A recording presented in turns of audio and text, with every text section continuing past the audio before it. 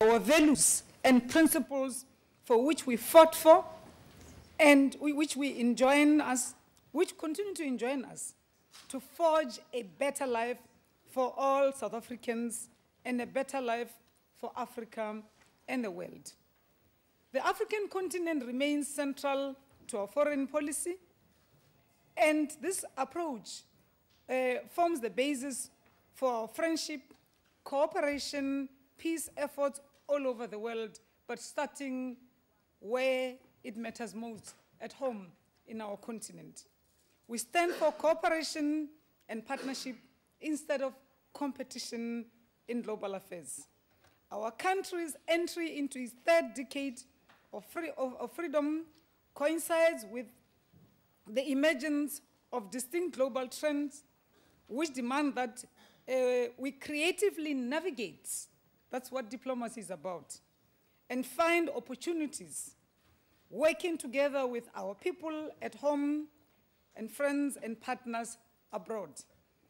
Chair, that means we have to continue thinking globally and act locally.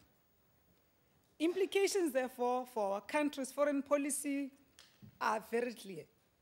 One, that Asia and Middle East has surpassed Europe as South Africa's #1 trading partner. Two, that since 1994, trade with Africa has increased 35-fold to about 400 billion rand. Three, that Europe remains our main strategic trading bloc while recovering from the global financial crisis. In the execution of our foreign policy, taking into account this reality, and now consolidating our traditional trade ties with expanding new ones, we shall ensure that we remain an active and responsible global citizen grounded in our values and principles. Therefore, our department's spending focus over the medium term will be on consolidating our political, economic, and social relations with countries of the world, participating in global governance institutions informed by our principled adherence to multilateralism, enhancing operational capacity by strengthening policy and coordination in relation to ongoing South African development cooperation, the implementation of the African Union's Agenda 2063, review of the current legislative framework governing the department's operations abroad, and the undertaking of various infrastructure projects and implementing the property management strategy. Honorable members, today we affirm that our foreign policy is continuing its upward march, adapting, innovating from frontier to frontier, beginning with our SADC neighborhood across the entire African continent for the implementation of the African agenda, into the south to strengthen our cooperation there, and to the north where our partnership value a relationship with us, and in multilateral organization where South Africa's independent voice continue to be heard and respected. Africa is a growing giant, and South Africa is an integral part of that. Our economic diplomacy program is a platform through which our department will contribute to the 9-point plan unveiled by the President in his State of the Nation address. We will implement the necessary cost-cutting measures and do more with less, as these are lean times. Honorable Chairperson, yes, Africa is a giant on the rise, but its potential will remain stunted if its core challenges of governance, sustainable development, and peace and security are not overcome. The June African Union Summit will give serious attention to the challenges and set out measures to roll out Agenda 2063 as a continental vision for the Africa we want, and which is a cornerstone of our foreign policy. This will entail strengthening of our political and economic integration. This would then also include the ratification of the SADC EAC COMESA tripartite free trade agreement in the same June of this year. As chair of SADC organ, We also thought we should share with you that as a chair of the SADC organ, South Africa is leading peace building and security efforts in the region. In this regard, I had the honor, together with our deputy ministers, to lead not less than 6 SADC electoral observation missions, which were all peaceful and credible. This positive outcome at the ballot box are a clear contribution to the entrenchment of democracy, regional stability, and continued economic integration. I wish to congratulate the people of these sister countries for the job well done. Democracy is an investment. South Africa will continue to forge closer political, economic, and social relations through targeted high-level interactions throughout our continent. We've just returned this morning from Mozambique, where President Zuma was received as the first state guest of the new President Nyusi in Maputo. And in a few days' time, we will be traveling to Nigeria, where President Zuma will again be the guest of the incoming President of Nigeria. Your Excellencies, honorable members, peace shall remain a dream if this continent continues to experience setbacks such as the recent coup attempt in Burundi. We reiterate our strongest condemnation to unconstitutional change of government and reaffirm our support for regional initiatives towards the restoration of political normalcy in Burundi.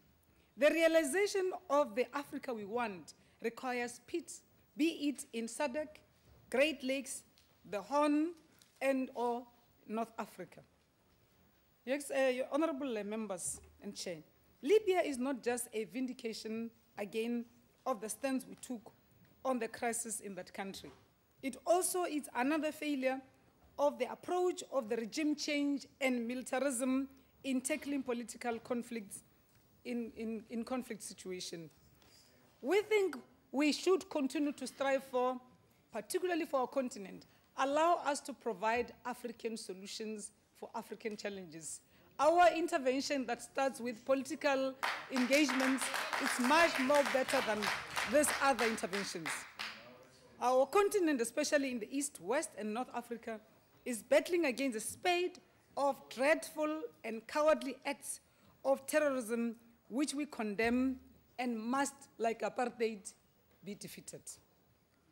We have also a mechanism that we are building, the African capacity to respond to crisis, which has to be operationalized as one of the tools to provide African solutions for African problems. We must silence the guns. Africa must be at peace with itself. We will have an opportunity to contribute more in this regard when we chair the AU Peace and Security Council later this year. The root causes must also be addressed. Among this, democracy must be deepened to give our people a voice they deserve. We should govern our countries in a manner that is progressive, inclusive, with the people always being considered first. Our constitution has to reign supreme in ensuring the accountability of our leaders and political certainty. Without development that is sustainable, our continent will continue to feed from crumbs and instead of the real benefits of globalization.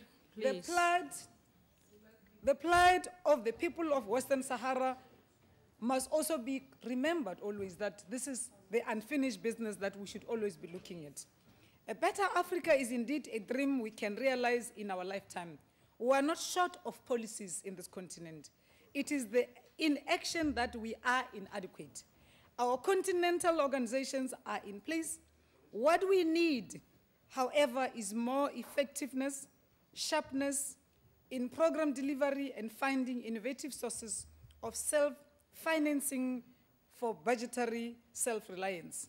We do have our own agencies which we created, the NEPAD, the APRM, and many others that are programs for sustainable development in our continent, for development and democratic governance, respectively.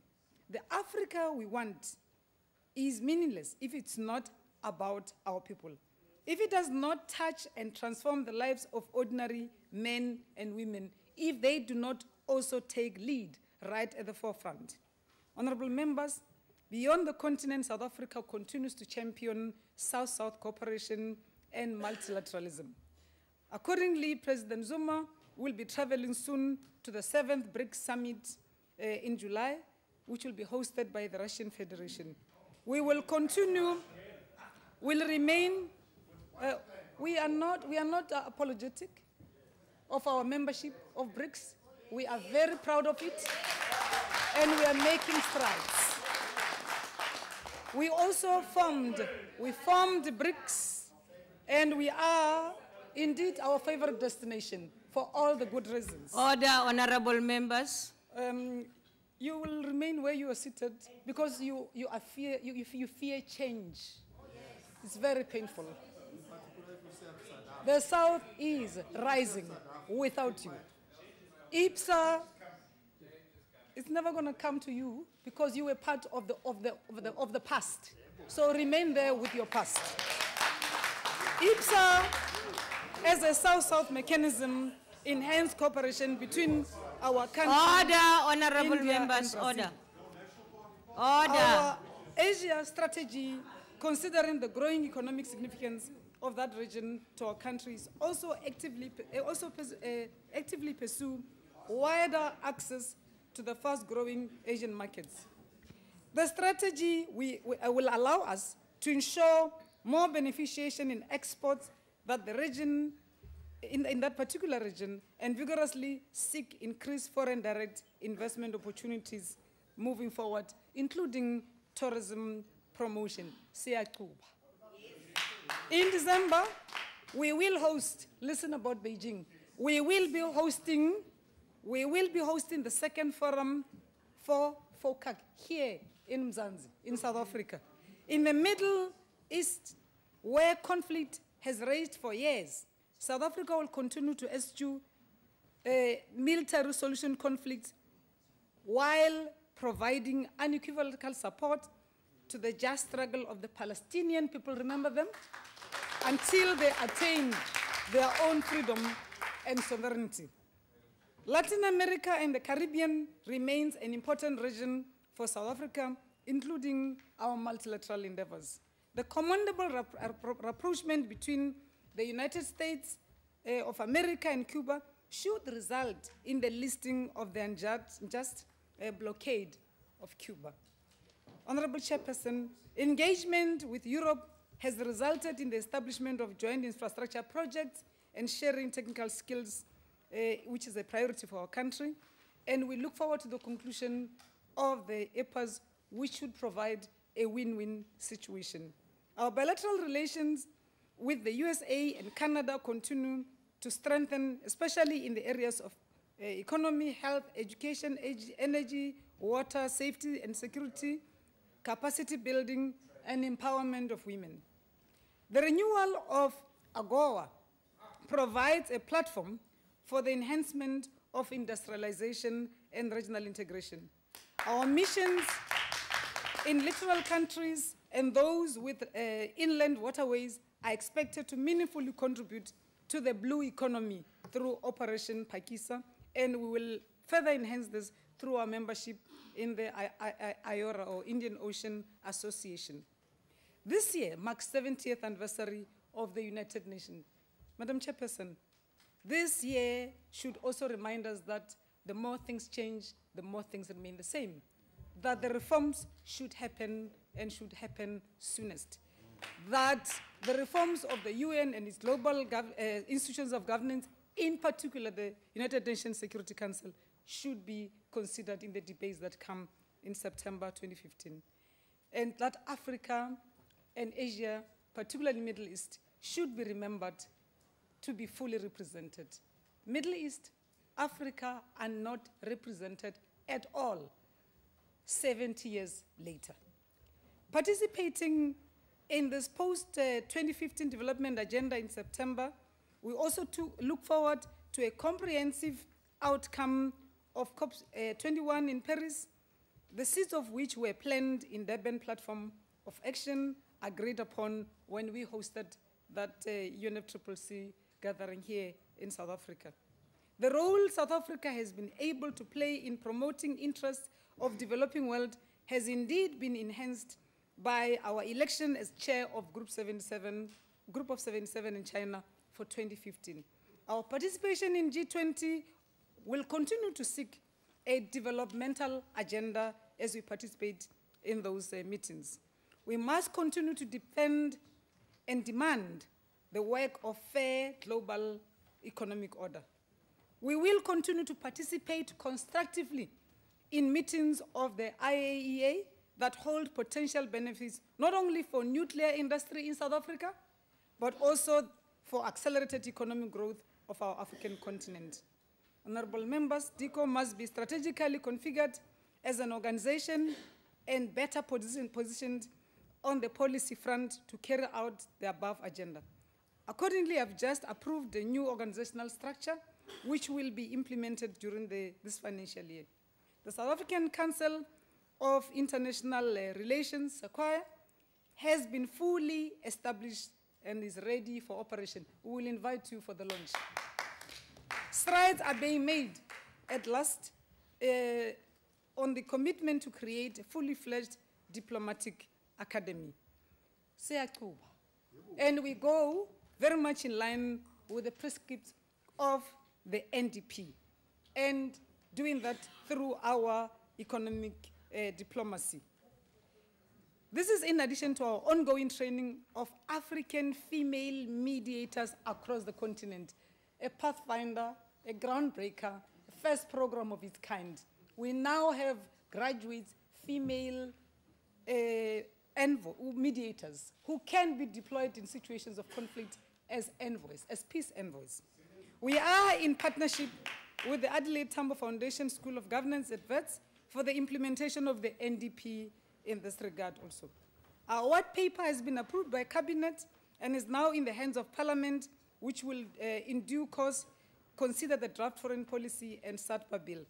Young graduates recruited under the Johnny McCartney Cadet Program will soon take their post as part of our long-term cadre development program. This, through our robust public diplomacy strategy, we have succeeded in sustaining a positive image of our foreign policy. We have also have a strong belief that establishment of our early center for early warning in DECO poised to give us impetus for our peacemaking efforts. In addition, state visits and international visits, our state protocol rendered services to our presidency, to our president and the deputy president, with a total of 22 incoming visits and 48 proudly outgoing state visits, because President Zuma's voice and that of South Africa's government is sought all over the world. And we are making our contribution not through military intervention, but through proper diplomacy. Over the weekend,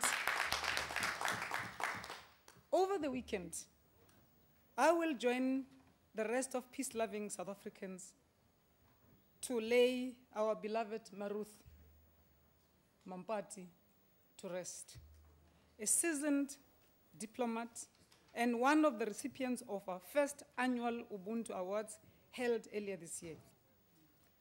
She has been a teacher, a unionist, a freedom fighter, a mother, a mentor to many of us in this room and out there. As we convey our condolences to her family, we also pay tribute to her for her long and uninterrupted service to our struggle for freedom and transformation as a selfless leader of our people, and amongst the very first women to lead the African National Congress as a member of the National Executive Committee member. May moya wa mme Ruth Mompati o robale ka kgotso. Re tla mo gopola ge le tlhaba le ge le subela. We also pay tribute to South Africans from all walks of life who carry our flag aloft overseas through their sterling work, including the interventions of ordinary South Africans in Nepal, but also the work of our committee members, our portfolio committee members, that really has been quite exemplary. We showed the true colors of our nation in the swiftness and decisiveness with which we put on an end to violent attacks here in South Africa on fellow foreign African nationals. We thank our friends and our international organizations who stood by us. International migration and its root causes is a challenge we must overcome in this century. Africans should not be traveling miles and miles, sometimes by foot, across the deserts and seas, often at great risk, to put bread on their tables.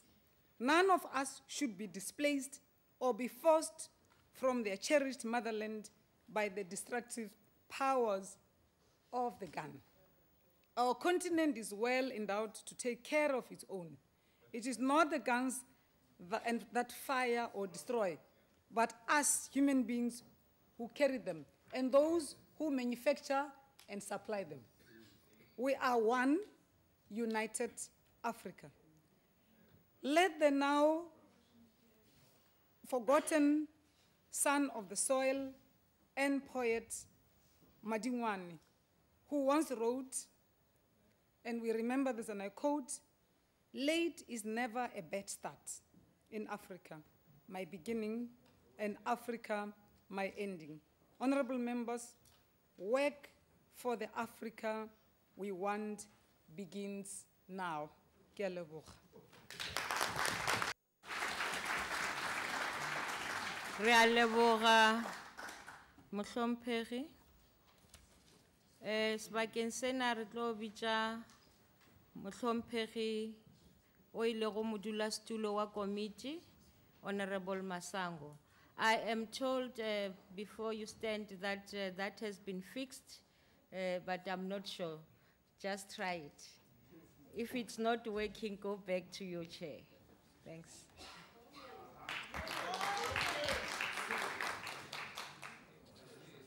Madam Chairperson, Honorable Minister Nkwane Mashabane, Honorable Deputy Ministers Lenders and Mfegeto, Excellencies, members of the Diplomatic Corps, honorable members of the Committee on International Relations, distinguished guests, fellow South Africans. It is only proper for me to congratulate the Minister for a comprehensive, reflective, and forward-looking speech which sets the tone for the department's work over the stipulated budget period.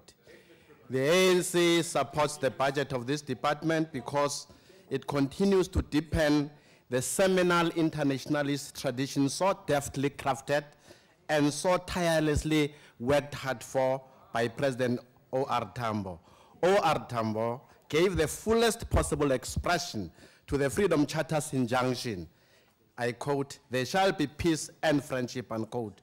When he said in 1977 in Rwanda, I quote, "We seek to live in peace with our neighbors and the peoples of the world in conditions of equality, mutual respect, and equal advantage," unquote.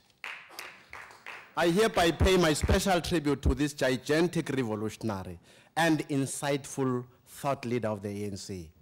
Madam Chairperson, thus do we lower our banners in fond memory of Mayor Ruth Mukhumutsi Mompati, Isitwalandwe, a People's Tribune, and a first generation of the ambassadors of a democratic South Africa to Switzerland, 1996. She represented South Africa excellently in this part of the world, informing them that we had just begun constructing a non-racial, a non-sexist, and a democratic South Africa that would be at peace with its neighbors and willing to contribute to world peace. May her soul rest in perfect peace. Before 1994, the ANC already had 52 missions, whilst the apartheid regime only had 38 missions. Democratic South Africa has 126 missions abroad and is accredited to over 180 organizations. Now, the advantages that flow from this have been spelled out by the minister. I will not burden you with how much money is getting in. The minister spoke to that. This massive network, I'm talking about the 126 missions, to various countries and organizations is due to the unsurpassed and visionary leadership of President Nelson Mandela, Thabo Mbeki, and currently Jacob Zuma, Unwele Oluwude Msholozi. South Africa is today a respected and a responsible global player, a mediator and a capable partner in peacemaking and peacekeeping efforts. Indeed, the ANC believes in a humane, a just, and a caring world order wherein there is development, democracy, human rights, peace and security remains sacrosanct.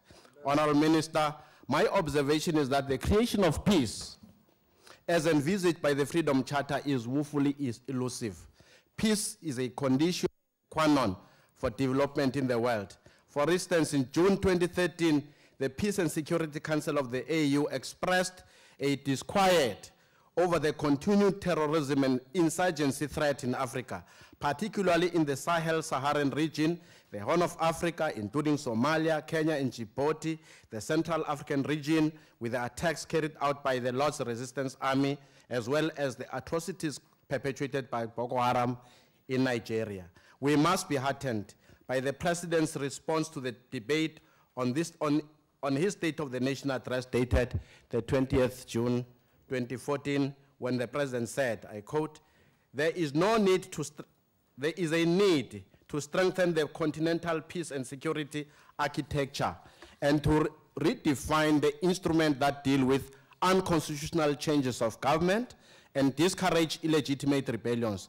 Thus, we need to treat with urgency the need to establish the African standby force for rapid deployment in crisis areas without delay, unquote.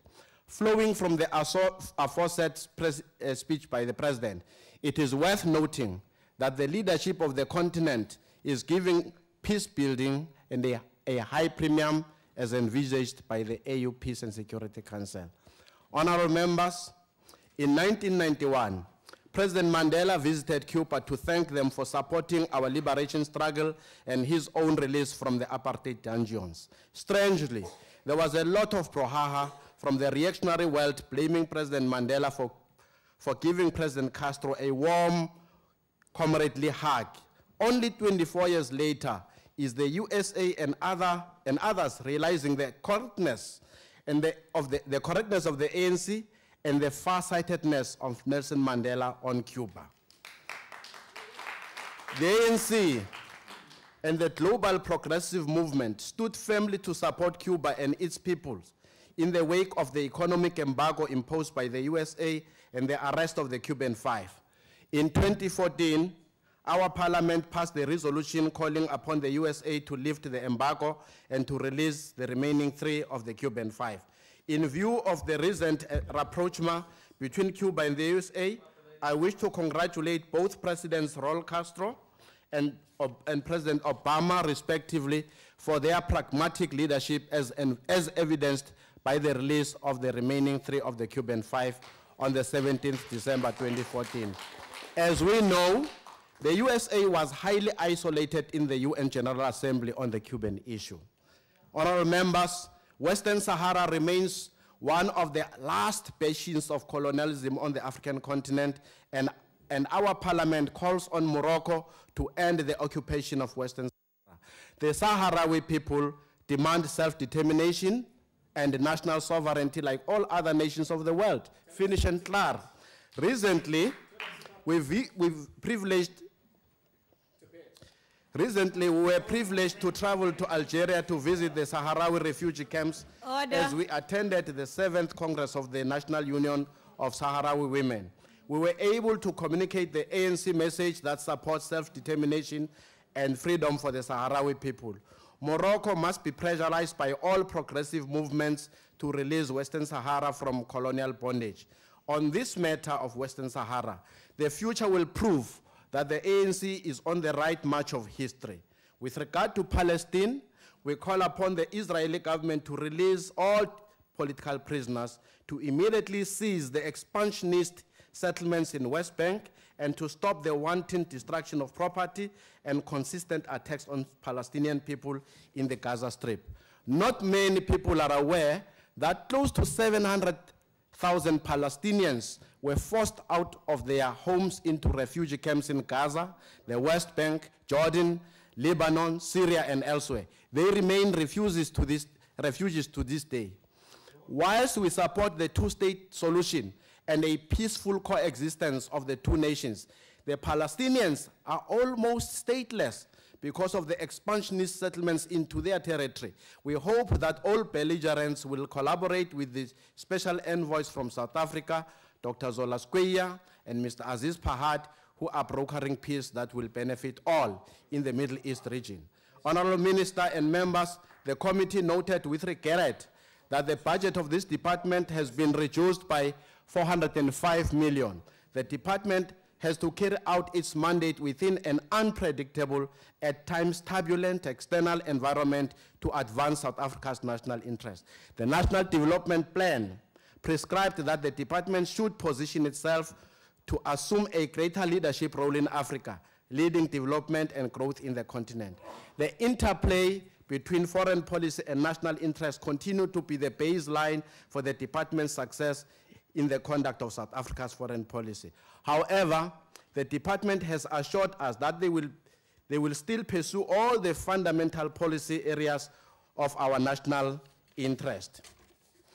In our interaction with the department, we also noted that the perennial challenge of the fluctuation in foreign currency further reduces the budget of this department. For instance, the department has to pay salaries and rentals in foreign currency. I hope that Treasury will intervene to assist this department during the mid-term policy budget statement in October 2015. Honorable Chairperson, the construction of the headquarters of the Pan-African Parliament is of quintessential importance, as we would like to see the plan before the end of the 5th Parliament, failing which other African states will bid for hosting the Pan-African Parliament.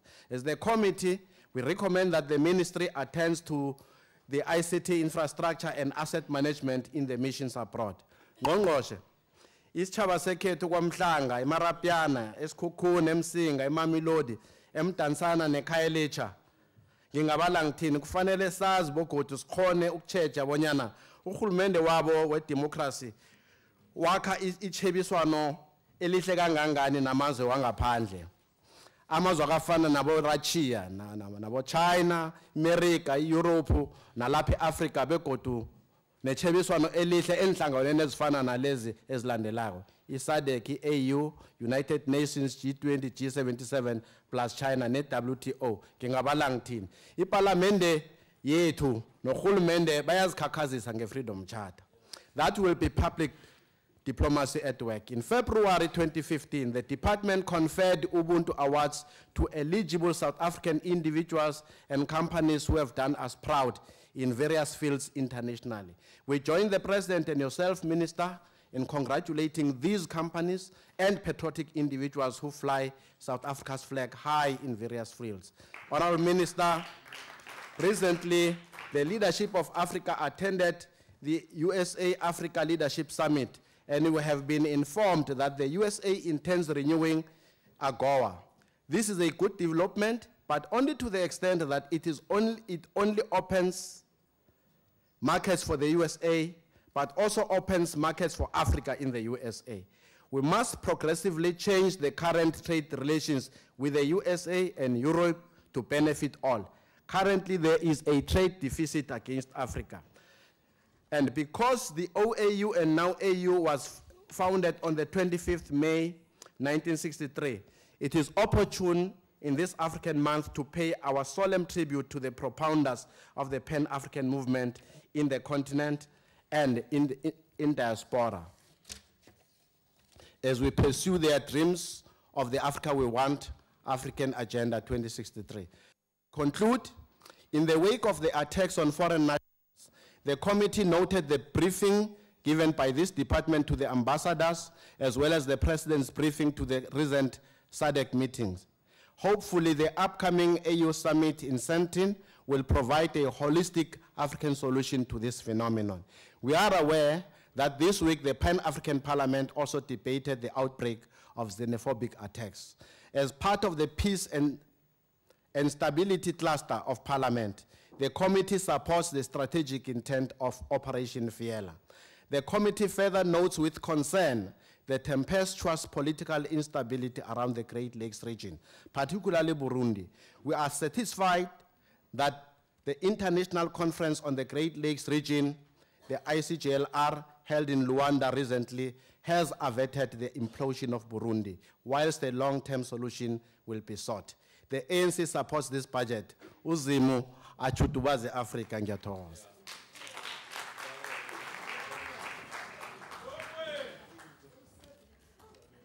Thank you, Babu Masango.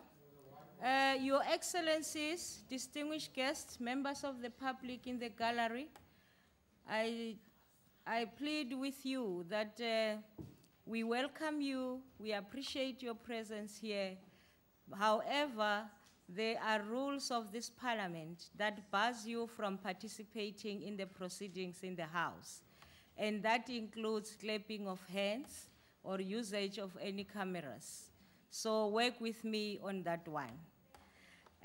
Secondly, on behalf of the minister, I would like to acknowledge the students in the House today who are here in the Extended Public Committee, who are part of the DERCO Public Education, Public Participation Program. We welcome you, and we are happy that you have attended. Thank you very much. Work with me on the clapping, honorable guests. Where are they? May they please stand? Thank you. Thank you. You are very welcome. Honorable members, re tswela pele yaanong re tlo kopa motlhomphegi Mogalapa go tswetsa dipuisano pele.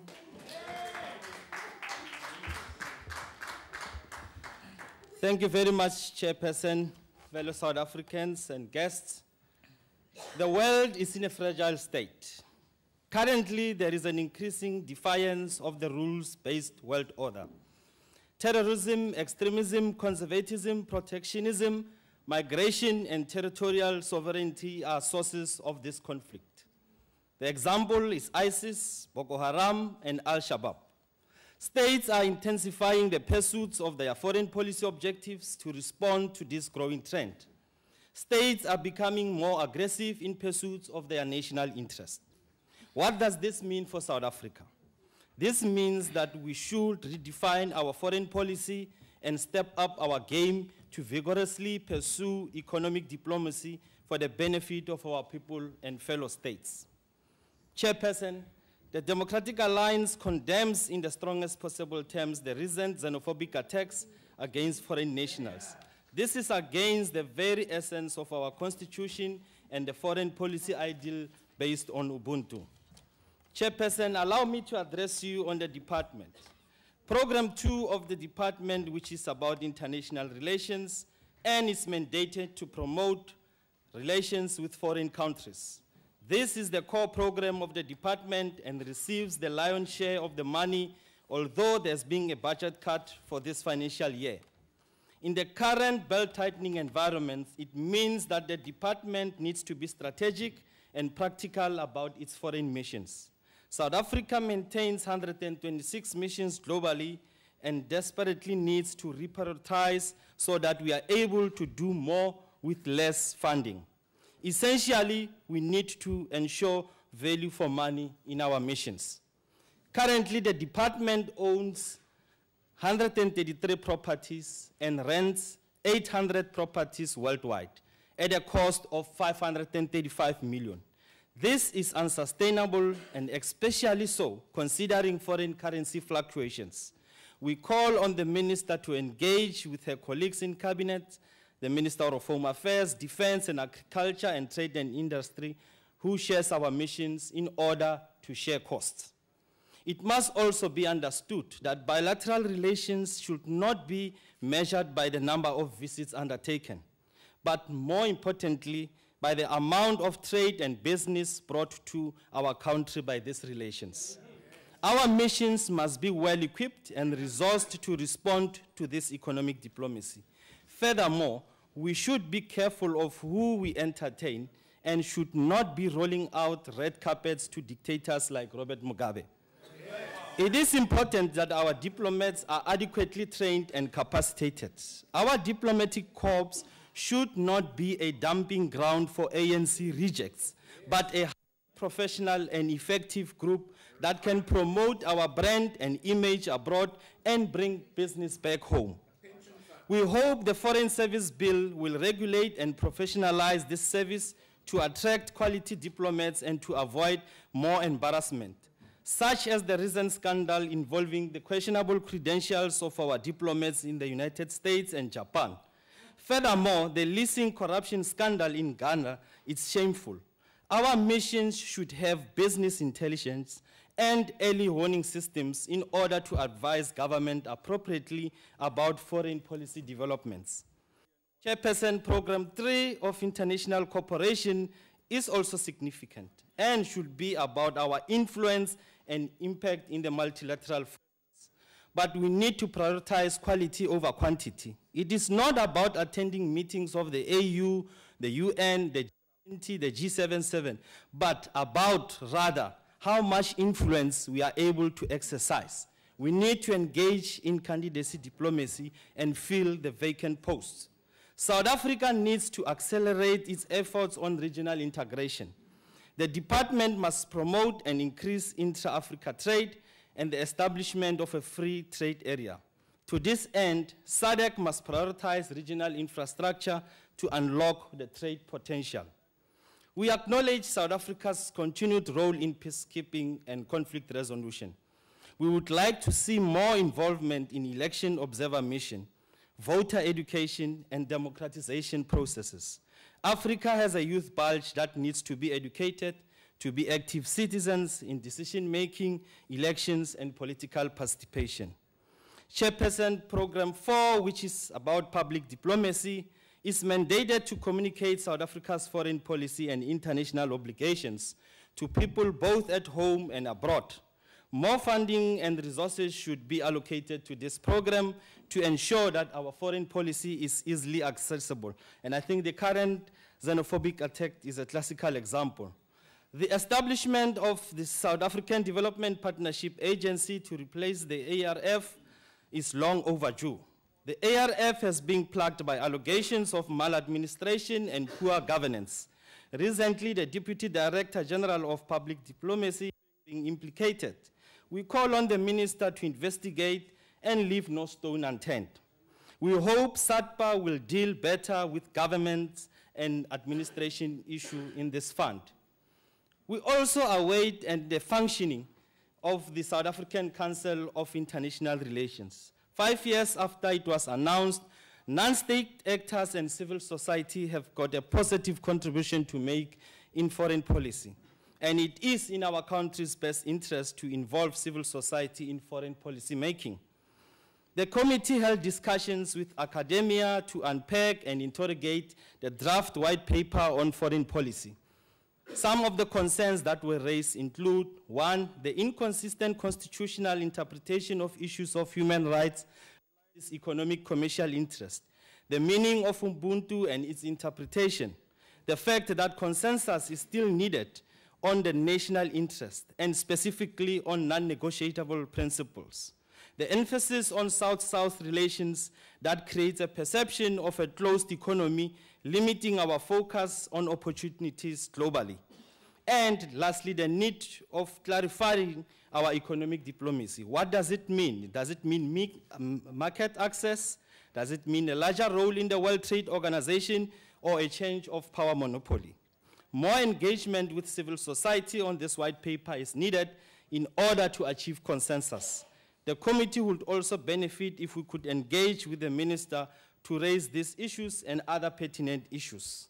In conclusion, Chair, we need a foreign policy that is bold, a foreign policy that is bold in pursuing our domestic imperatives, a foreign policy that is principled, value-driven, as well as clear and consistent. A foreign policy that promotes economic growth and creates jobs, that has a capable professional diplomatic corps who can promote and protect our country's national interest, its image and brand. A foreign policy that works for the interests of all South Africans and not a few connected elite.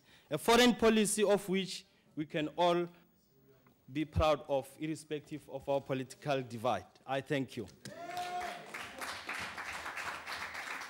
Thank you, Honorable Mokhalapa. We continue and invite Honorable Maxson to take the debate forward.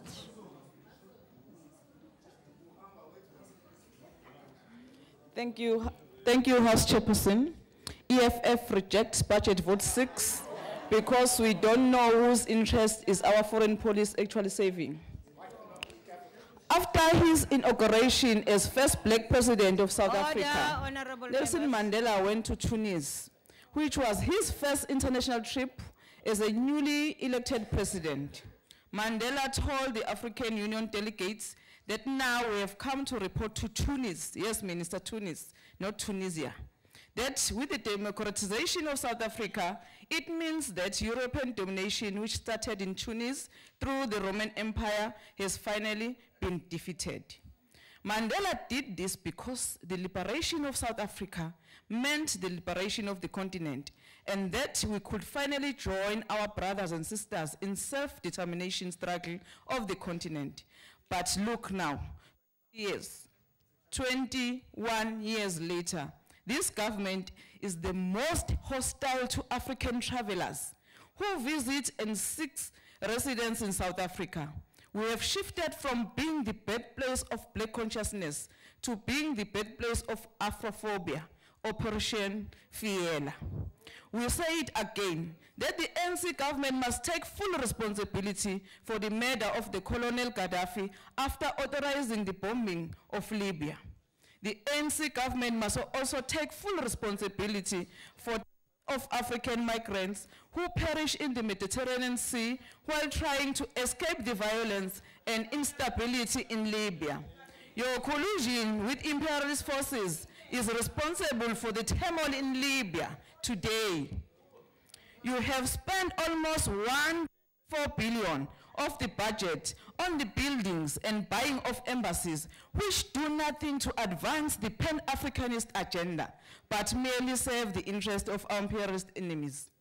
In 2015, at least 14 African countries still pay colonial tax to France, when it should be France and other former colonial powers who should be paying these African countries reparations. What is South Africa doing about this? Obvious nothing. Xenophobic attack we have witnessed recently are a consequence of failure of the ANC government in fostering African unity and working towards eradication of colonial borders that continue to divide Africa and its people. We cannot build African unity and cooperation when we deploy the army to reinforce colonial borders. These divisions are perpetuated by President Zuma himself, who mocks Malawians for lack of infrastructure development, forgetting that he has a responsibility in the AU for transport and infrastructure development in the continent. We have opened up our country to be a dumping ground for cheap products while destroying our own manufacturing industry, as shown by the unequal trade relations between us and China. The role of AU in resolving conflicts in Africa is appalling. What is South Africa doing to strengthen the AU and its role in bringing peace and stability in the continent? You banned the import of oil from Iran because the USA told you to do so, colluding with imperial forces against an emerging economy. Oh, what a shame. You colluded with imperial forces to isolate an emerging economy, even when other BRICS countries were continuing to import Iranian oil. This is shameful. Deployment of troops to DRC and Central African Republic to act as security guards to private business interests under the pretense of peacekeeping force must be condemned. We want meaningful participation in bringing about an end to various conflicts in the continent. The Portfolio Committee report Honourable Member. correctly identify countries we should be Maxwell. providing our support and building relations with Western Sahara, Cuba, Palestine. Honorable Maxon, your time is now EFF rejects expired. this budget. Thank you, Chair. Thank you. Siqhubekela phambili siyo mema manje umhlonishwa Mngqongo.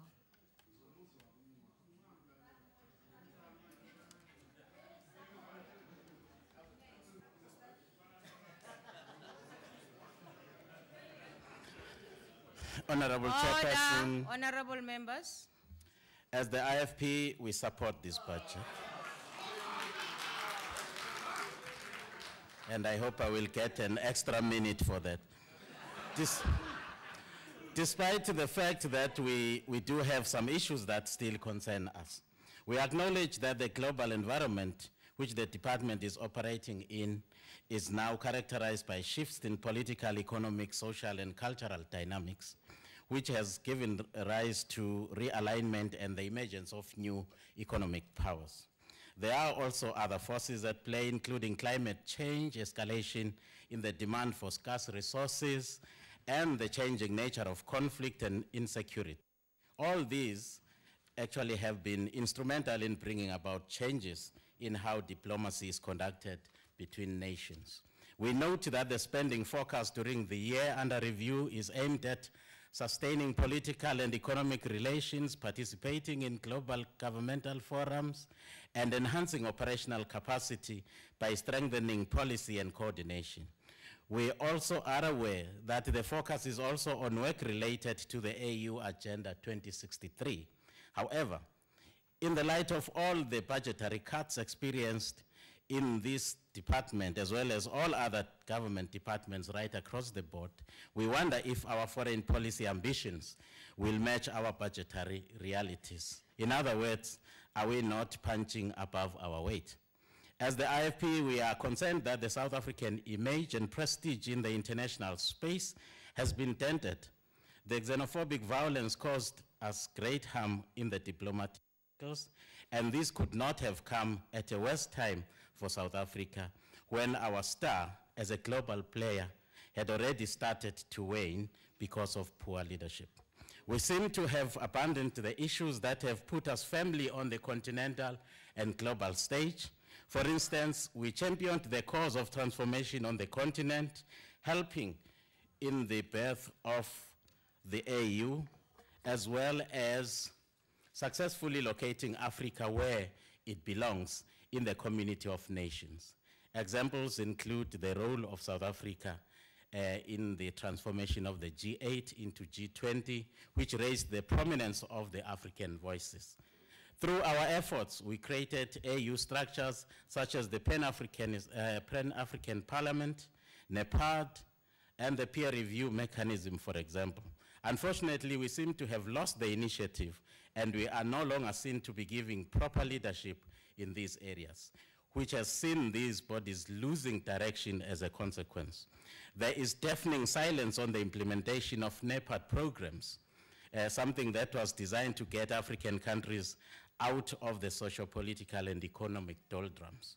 On the global governance level, we have lost the initiative again in leading the call for the reform as far as UN systems are concerned. Our African brothers look to South Africa for leadership, but we are continually losing the plot. It would be interesting to know what obligations South Africa has towards the International Criminal Court, for instance, because dropping the ball so much. The IFP condemns the role, or rather commends, should I say, the role of South Africa in the resolution of international conflicts. That is commendable. As we are aware that the department is engaged in very comprehensive diplomatic interventions in places like the Western Sahara, the Palestine-Israel question, South Sudan, the DRC, etc. While this is indeed commendable, we are, however, not addressing the real causes of conflict, which is the failing state. As long as tin pot despots who want to extend the power grip against the people's will remain, it will be difficult to see stability being achieved on the continent. The case in point here is Burundi. As a matter of regional, continental, or as a member of regional and continental as well as multilateral bodies, Honorable member, it is of particular interest to us to know. I'm afraid your time has expired. Thank you. But Madam Speaker, Madam Chair, I've already said that we support the party. Thank you, Honorable Mngango. We now invite the Honorable Shaikh Iman to continue with the debate.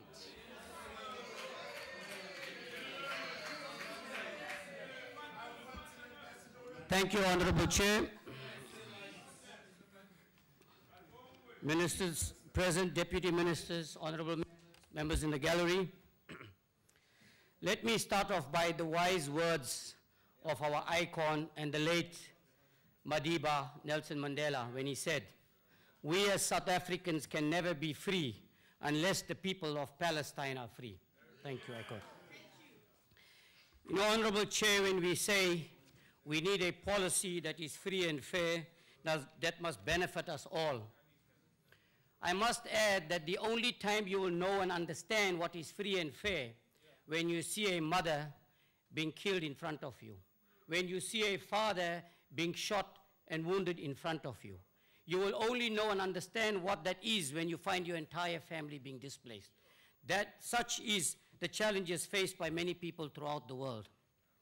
And you then take up arms, and the National Freedom Party, I must say, condemns any form of terrorist activities. But we must be mindful of the fact that sometimes people have no choices but to take up arms because they have to defend their sovereignty, they have to defend their rights. Honorable Chairperson, according to the 2015 estimates of national expenditure published by the National Treasury, the spending focus of the department over the medium term will be on continuing to sustain South Africa's international economic and political relations and to participate in global governance forums. In addition, the department is also required to enhance the operational capacity. In terms of sustaining economic and political relations, the department must continue to participate in global governance forums, multilateral forums, including the African Union structures. The 2014 to 2019 medium-term strategic framework tasked the department with increasing the uptake of South Africa's quota in the African Union structures over the medium term from 30% to 60%. The department's commitment to regional integration through its participation in the South African Development Community and conceptualizing the process for establishing a free trade area led by the Department of Trade and Industry must be welcomed. In addition, the departments must continue to promote post-conflict reconstruction and development as well as participate in political reform in the Great Lakes region. Over the medium term, this will include Angola and the Democratic Republic of Congo and South Africa. In support of the Peace and Security Framework Agreement for the Great Lakes region, deploying the SADC Intervention Brigade in the DRC, working with the Department of Defense to operationalize the African Union peace and security architecture and participating in the political processes to restore order and stability in the Central African Republic, the DRC, Libya, Somalia, and South Sudan.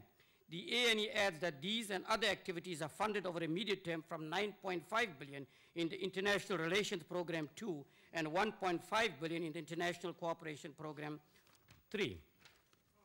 The National Freedom Party is concerned that the department spends approximately 575 million per year on leases where it does not own property. High rental costs are worsened in countries whereby the lease property market is not well regulated. The National Freedom Party calls on the department to assess the viability of acquisition and disposal strategy would be comprised of both a risk assessment and cost benefit to shift from rental to ownership in ownership of properties. The department must accelerate infrastructure development in constructing chanceries on vacant state-owned land in India, Saudi Arabia. Wrap up. Thank you. Honorable Chairperson, the National Freedom Party condemns the xenophobic attacks on our foreign nationals. Let us not forget the role that these foreign governments played in our liberation struggle. Let me add that at SADC PF held in Victoria Falls in Zimbabwe resulted in a motion proposed by South Africa, which was unanimously supported by all countries calling for infrastructure development through SADC countries. This implementation will benefit all South Africans. Let us also not forget the role that South Africa played in Lesotho in having a free, fair, and transparent and bringing stability to South Africa. The National Freedom Party supports this budget. Thank you. Thank you, Honorable Shaik Imam. We now invite the Deputy Minister of International Relations and Cooperation, Honorable Mfeketo.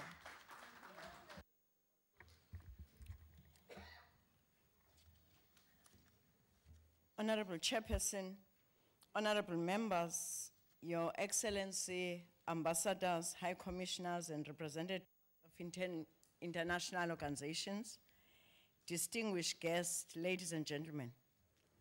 If the world must be a better place, and if we are to realize the vision of the Freedom Charter for peace and security for all, then the world's effort must be in the Middle East, where developments in many countries leave millions of citizens yearning for peace.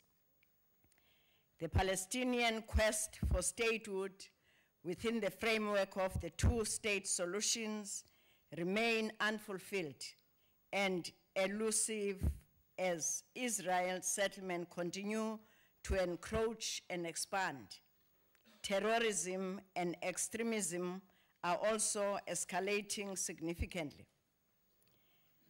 As we focus on and pursue peace in Palestine and elsewhere, we should not lose sight of the economic opportunities that we can stand to reap from good relations with the countries of the Gulf Cooperation region.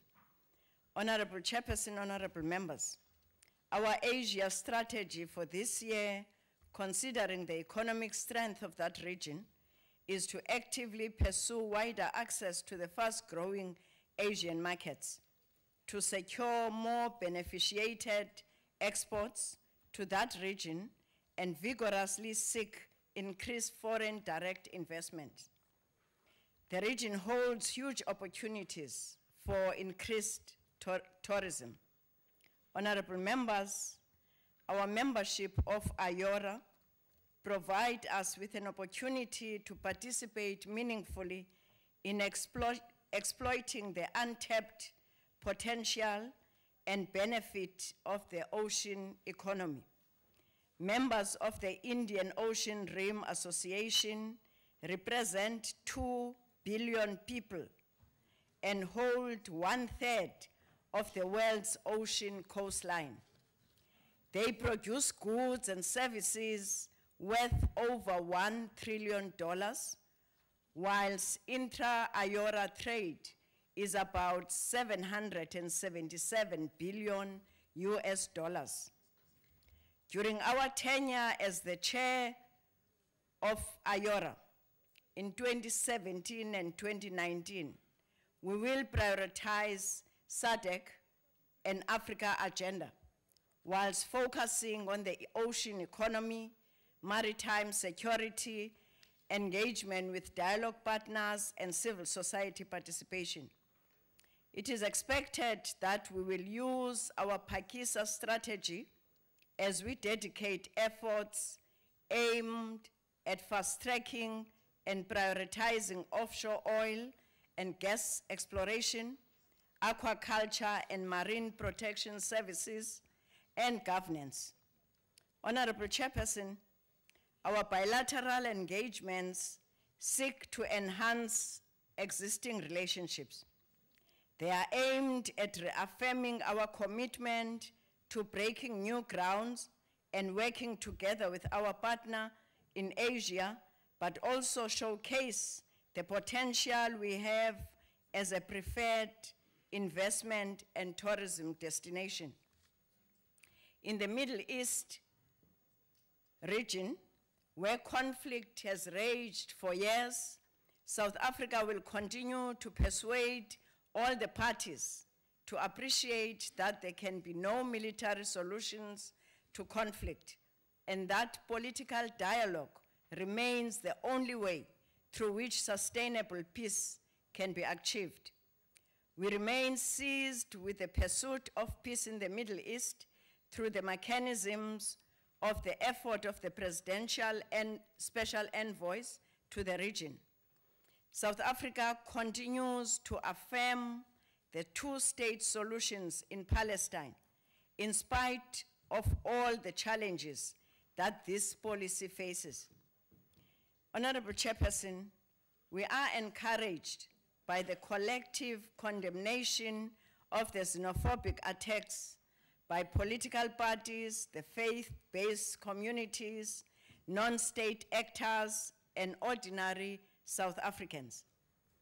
We must continue to educate and remind our people that this continent stood by us in an unwavering show of solidarity as we fought for our liberation.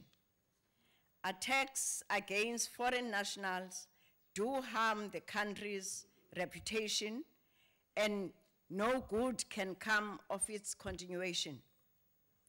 These actions have a potential to undermine our efforts aimed at fighting poverty, unemployment, and inequality, because they threaten our ongoing efforts of attracting trade and investment to the country through economic diplomacy.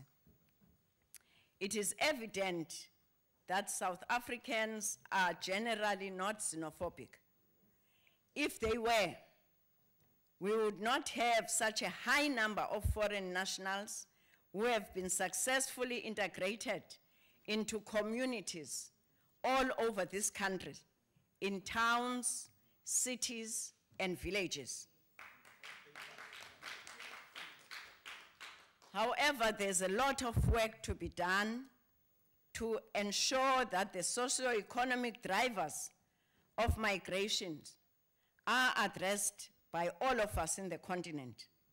We need to do this work so that we can eliminate the struggle for resources, which is often one of the consequences of migration. Honorable Chairperson, our public participation programs are our vehicles to explain to our people our national work. In engaging with the people, as we did yesterday, we constantly educate and empower them to appreciate connections between government goals and their lived realities. We must enable our people to understand the cost to South Africa when such shameful actions of xenophobic attacks are undertaken.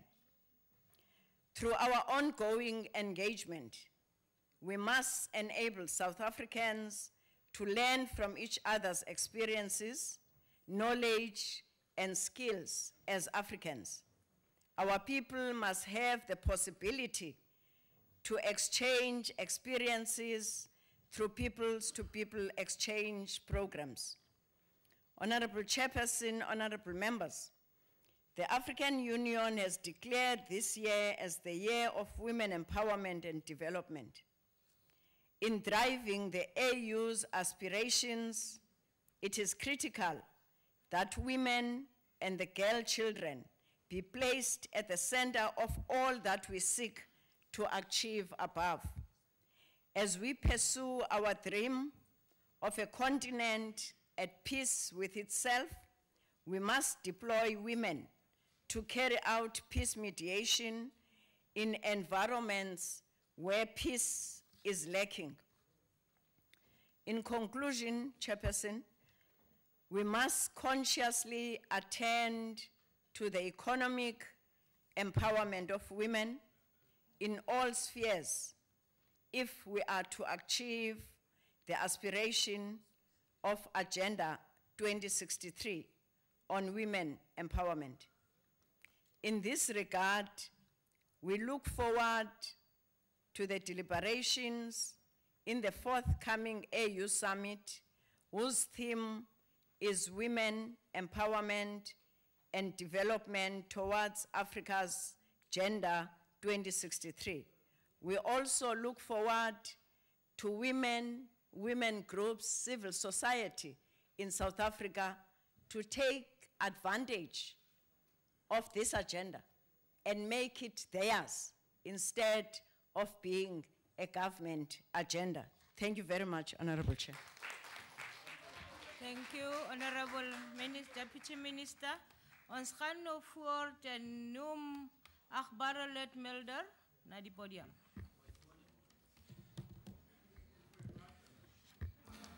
Thank you, Honorable Chairperson. During the last couple of weeks, I had the opportunity to listen to many budget vote debates. Now, I must say that one of the benefits of not being an ANC member is that you don't have to start your speech by referring to the Freedom Charter. And you also don't have to use a quote from the Freedom Charter. Another benefit of not being a member of the ANC is that you don't have to dwell in the past. You can look at the future, which is much more interesting, I would say, than dwelling in the past and taking you back to what happened then and then and then. Honourable Minister, the fact is that we all know that on the 25th of May, next week, on Monday, we celebrate Africa Day. Now, in front of my home, I've got a flagpole. And on Monday, I'll be raising the flag of the African Union, which I bought in Addis Ababa when I was there visiting the African Union. Why would I do that? Because I'm an African. And Africa is part and parcel of all of us. Wonderful, wonderful, wonderful. Some insight from the ANC colleagues also looking to the future, which is very good. I listened to our colleague from the NFP just now, unfortunately had to leave, and I listened to him when he said he deplores terrorism and he thinks it's not so good, etc., which we all agree. But then he qualified that. He said, but you can't do that. Either you're against terrorism or you're not. The same comes when you talk about self-determination, which is important to us. If I listen to the ANC, in certain circumstances, they fully understand self-determination. When it comes to Western Sahara, they know exactly what it means. When they talk about Palestine, they know exactly what it means. But when it comes to other communities and societies, they don't understand a word of what it means. You cannot do it that way. No, you can't. You've got to understand if you are serious about those things. Honourable Minister, you started by referring, and you said South Africa is an important global player. Yes, I think so too. And then you said we are respected because of our values and our principles, which is good. And I'll come back to that just now. Now, the problem is that you also referred to the African continent and you said democracy must be deepened and government must be inclusive. Maybe one day we should have a discussion as to what do we understand under the term democracy. What does democracy mean? What does inclusive government mean? And if I may use your Freedom Charter, it says no government will be legitimate unless it's built on the will of whom? No. Not the people. Order. No. Your Freedom Charter. Not the people, all the people. Yes. You want to check? You want to check? Go and have a check. The will of all the people. But you see, the ANC is not interested in the will of all the people. They're interested in the will of the ANC. That's all they're interested. Madam, I want to come to the department itself. I was a bit disappointed when in your speech today you basically referred to BRICS in almost one sentence. Just in passing you referred to BRICS. You have got time constraints, 25 minutes, I've got 3. But the point is, Madam Minister, we should look again whether BRICS is to the benefit of South Africa or not. 4 years ago, we were all very excited about BRICS. It's going to be wonderful, it's going to have lots of benefits for South Africa. Yes, the point is that trade with China, let's get to China just now, trade with Brazil and Russia remained not very enthusiastic and didn't increase. Trade with China increased with 4% in the last 4 years. But if you look at the balance of payments in terms of this trade, the Minister referred to that. We imported from China 167 billion rands of profit of products last year. We export, and that left us with a deficit of 67,000 billion, if you can put miljard is Afrikaans. Okay, that's what we did. And what did we export basically? Raw materials, steel, coal. That's what we exported. But there's a completely imbalance in terms of trade with BRICS. Then we come to the BRICS Development Bank, where all the participants are expected to pay 10 billion regardless of the size of the countries. Now, 10 billion, with all due respect to some of those partners, maybe not so much. For South Africa, it's quite expensive. You come to the value, what do you call that thing, that other fund, the Valuta Reserve Fonds. There again, we've got to contribute a further 10 billion. All I'm saying Honourable is, Member, your time is up. you see, Madam, 3 minutes, 25. Thank you.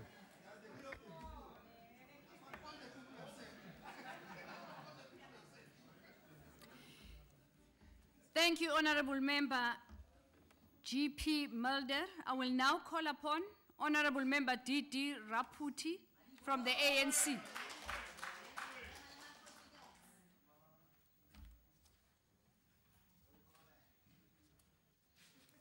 My greetings to Honorable Chairperson of the House, the Portfolio Committee Chair, Ntate Masango, the Whip of the Committee, Ntate Hadebe, the Honorable Minister, Me Maite Nkwana Mashabani, the Deputy Minister, Me Noma India Mfeketo, the Deputy Minister, Ntate Lendes, the Director General, Ntate Ambassador Jerry Machila, the senior officials of the Department of the International Relations and Cooperation, and honorable guests, Dumelang.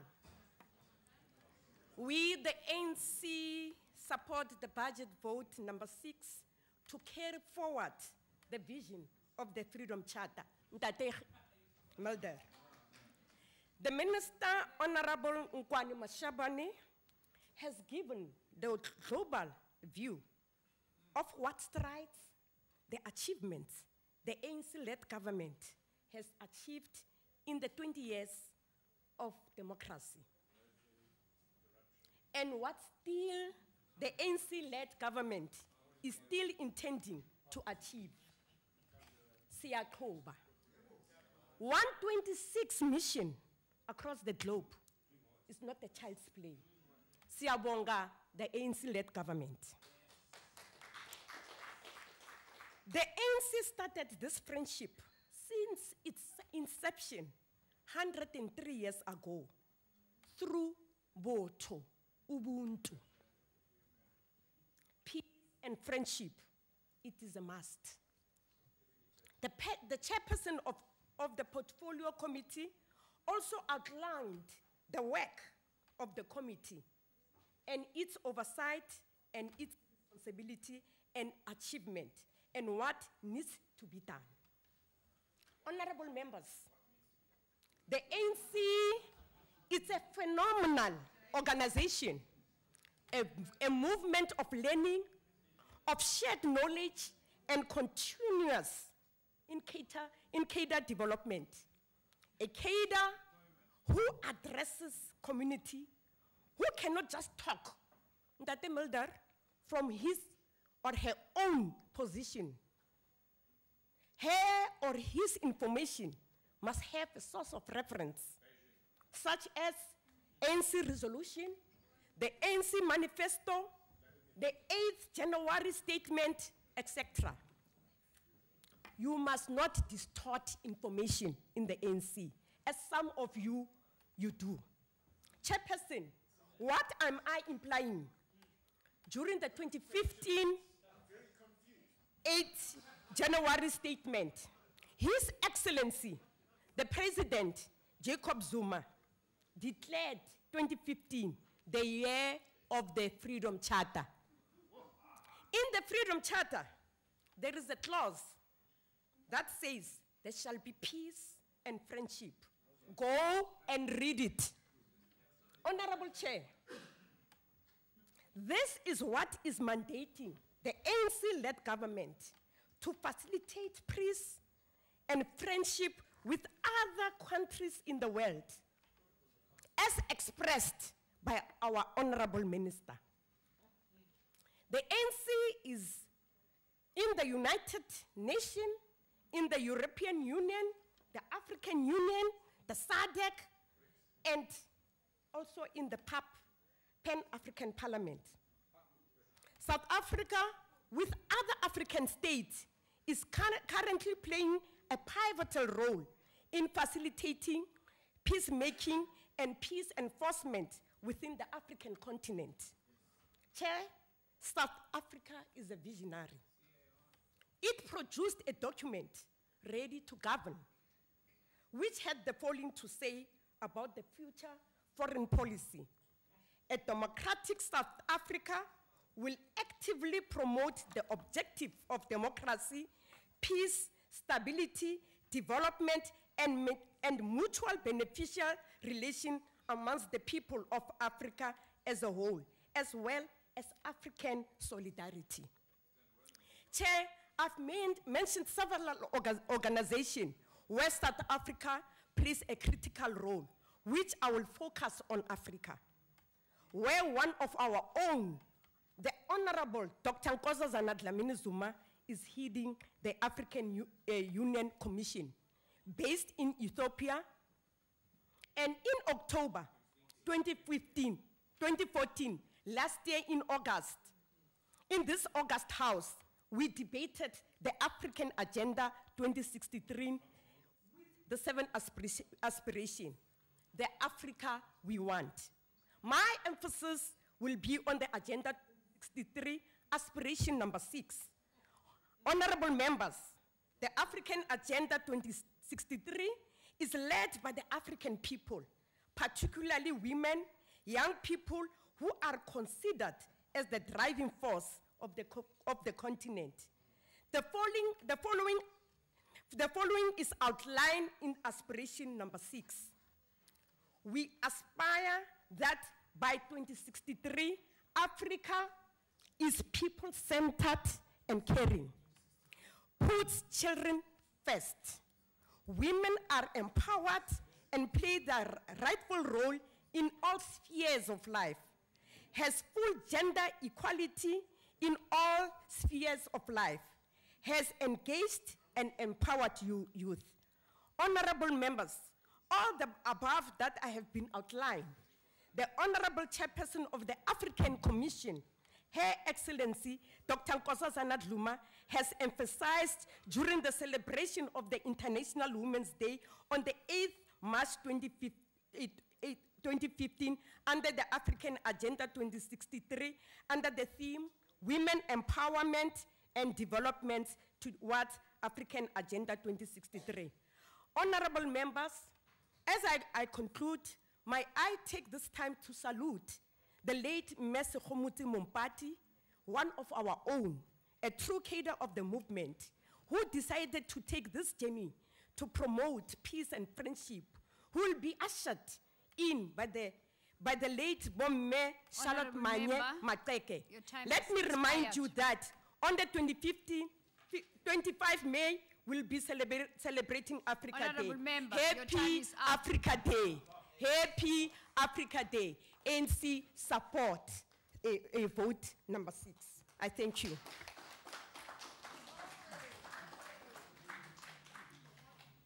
Thank you, Honorable Member Raputi.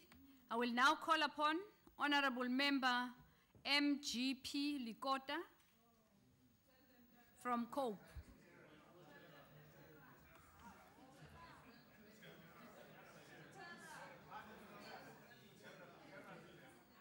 Order.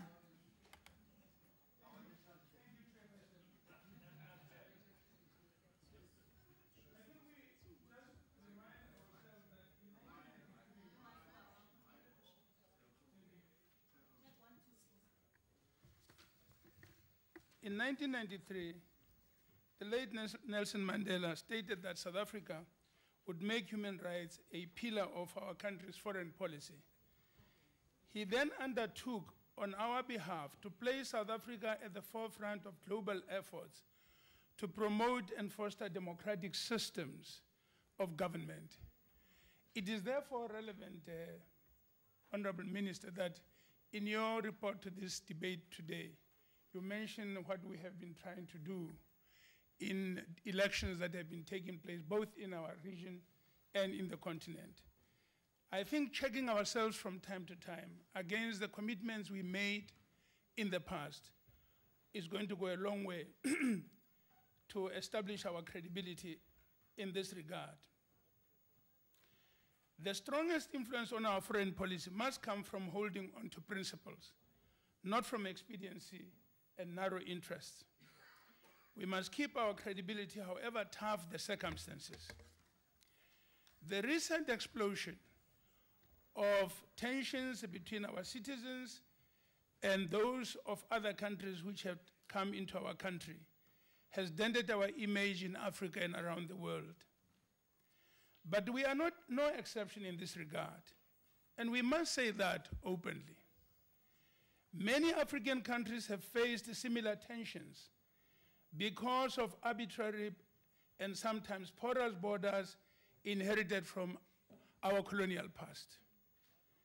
However, we must never separate our national interests from the bigger issues like human rights and democracy. We lose the power of moral persuasion when we do that. Nevertheless, let us also confront some of the hard realities of what we are capable of doing and what we are not capable of doing. Today, the Pan-African Parliament has little sway. If you think back to the time when we conceived of the idea and we spoke about them, the African Union, which we launched in Durban, held very strong influence immediately thereafter. NEPAD, of which we were also principal in its work and so on, has receded in the work that we are doing. These are big losses to us because, in fact, once we had started, we should have been sustained the momentum. But circumstances beyond the control of our country did not make that possible. And I say this, the capacity to strengthen the African Union reflect the capacity of the countries of our continent to make their requisite contributions to the work of the Union. As the resources fall short, and only a few of the members of the African Union are able to make the contributions that should be made, this creates difficulties. To this extent, Minister, I think it is very important that we reflect on whether we need large numbers of missions or whether we should bring them in and identify critical areas to which we can apply our resources. Because if we spread them out too much, then we don't achieve that which we can. I think about the people crossing the Mediterranean. We can't contribute to resources to assist these people. I think of areas in which there are huge tensions that you are dealing with at the present time. But you need more resources to be able to deal with tensions in the Great Lakes, to deal with tensions in Southern Africa, to deal with tensions Member, your time and so is on. up. So if our resources are spread too much, we need to reflect on that and think, how can Honorable we Member, your time sharpen is and up. zoom into areas of great need? I think support this vote. Order. Order.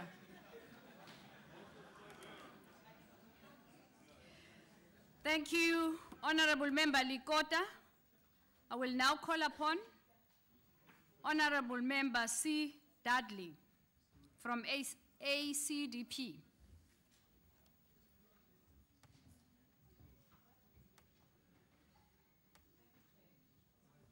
Thank you, Chair.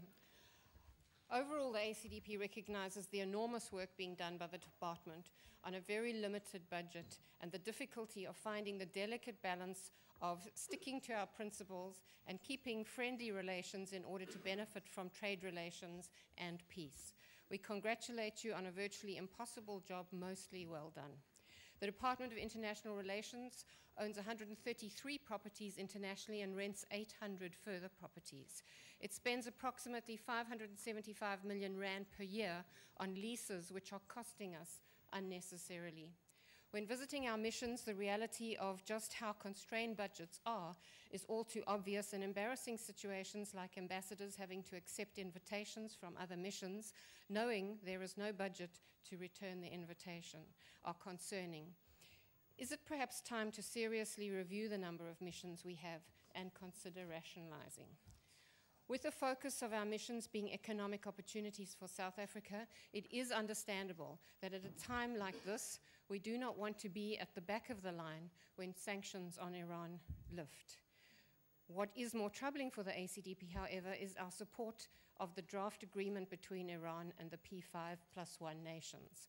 While stipulations appear to offer constraints, with substantial reductions in the quantity and quality of centrifuges and stocks of enriched uranium being drastically cut, Saudi officials and smaller Arab countries say that if a deal is done, they plan to pursue a nuclear weapons program to offset Iran's, making a much-feared nuclear arms race in the Middle East a reality, a worrying idea in a part of the world already rife with violent conflicts. The ACDP sees this deal as opening the door to nuclear proliferation and not closing it, as was the initial intention. On one side of this issue, there is an idealistic view, and on the other, a cautious, realist view. Then there is the question of Iranian political provocation, outrageous rhetoric, and regional destabilization, and the possibility that an economically strengthened Islamic state of Iran, free to pursue its nuclear ambitions under an internationally sanctioned treaty, could be very bad news regionally and globally.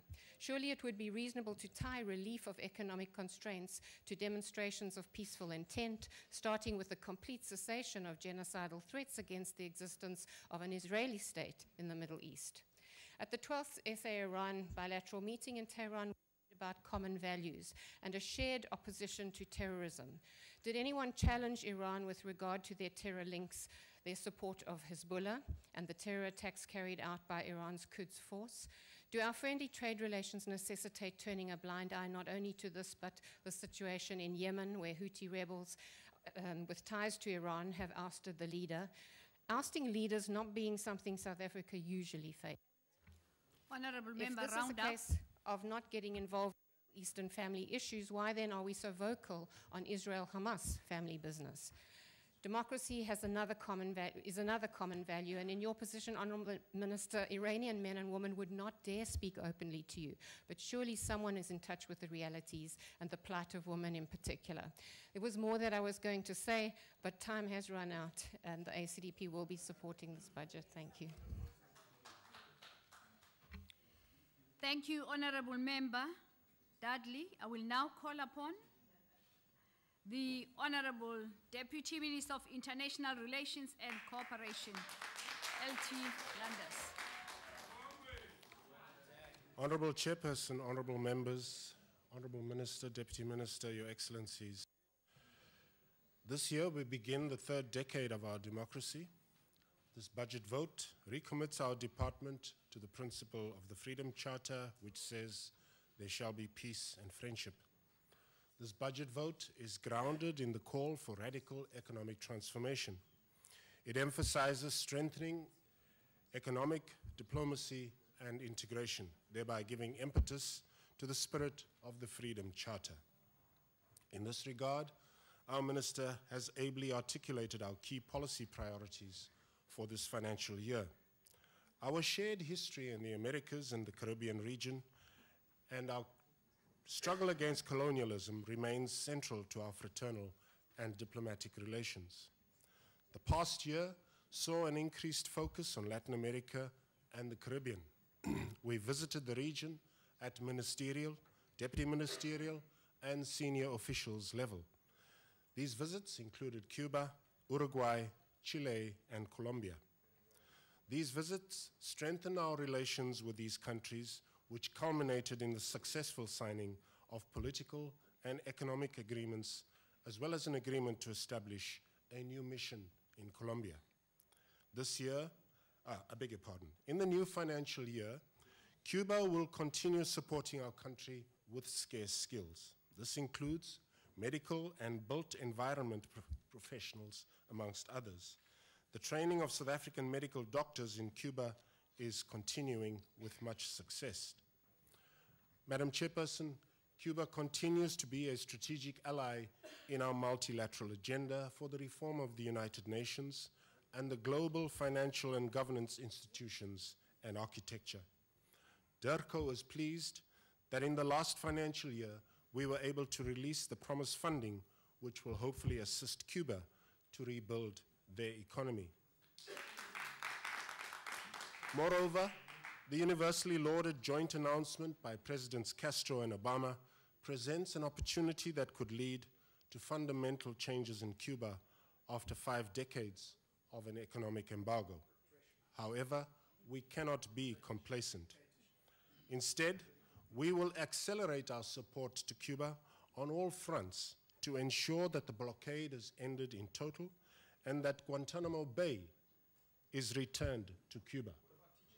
Cuba deserves to regain its rightful place in the family of nations and to rebuild its economy unhindered. It is within this spirit that we encourage South African businesses to invest in and partner with Cuban enterprises to benefit both our countries. Now, Madam Chairperson, we've sat here today and endured a barrage of interjections from the side of the opposition benches. And I want to deal with one particular aspect which has been missing in today's debate and has been missing from the interjection. It is common knowledge that by now that, amongst others, Pope Francis played a crucial role in helping to bring about rapprochement between Cuba and US President Barack Obama. In the recent past, Nobel laureates moved their conference from this city of Cape Town to Rome. As they usually do, the Nobel laureates submitted a request to Pope Francis to grant the Dalai Lama an audience. This request was denied by Pope Francis, resulting in a barrage of criticism and abuse from no less than the Honorable Patricia de Lille and the Honorable Helen Zille, both leaders of the Democratic Alliance. We want to say that we condemn in the strongest possible terms this attack on the Holy See and Pope Francis. We regard the criticism by the two leaders of the Democratic Alliance as despicable and cowardly. Why did Pope Francis refuse an audience to the Dalai Lama? That is the question that both leaders of the Democratic Alliance should have sought answers to before launching their despicable attacks. And here's the answer, Honorable Chairperson, honorable members. There are Catholics in China who face persecution because they refuse to recognize the head of the church in China who was appointed by the government of China. Now, if the two Democratic Alliance leaders had gone to just a little bit of and done their homework, not hard, just a little bit of homework, they would have discovered that. Catholics in South Africa have taken careful note of this criticism and attack on the Holy See and Pope Francis by the leaders of the Democratic Alliance. Order. Honorable members, shall we allow the member to be heard? Madam Chairperson, in another interjection, the Honorable Mania said, and I quote, "Too many cadres to retire," close quote. Now, yes, pension plan. Now, we all know that the Honorable Tony Leon is not a cadre of the ANC. We also know that the Honorable Sheila Camera and the Honorable Douglas Gibson are not cadres of the ANC. Okay, fit for purpose.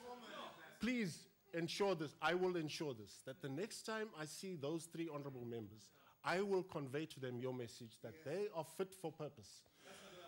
No.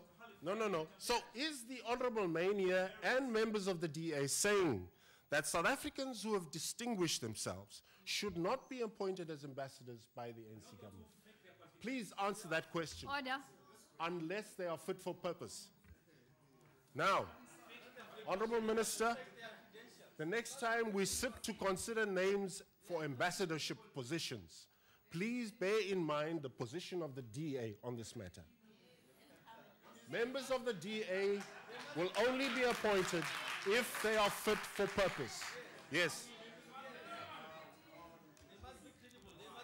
No. Order. No. No.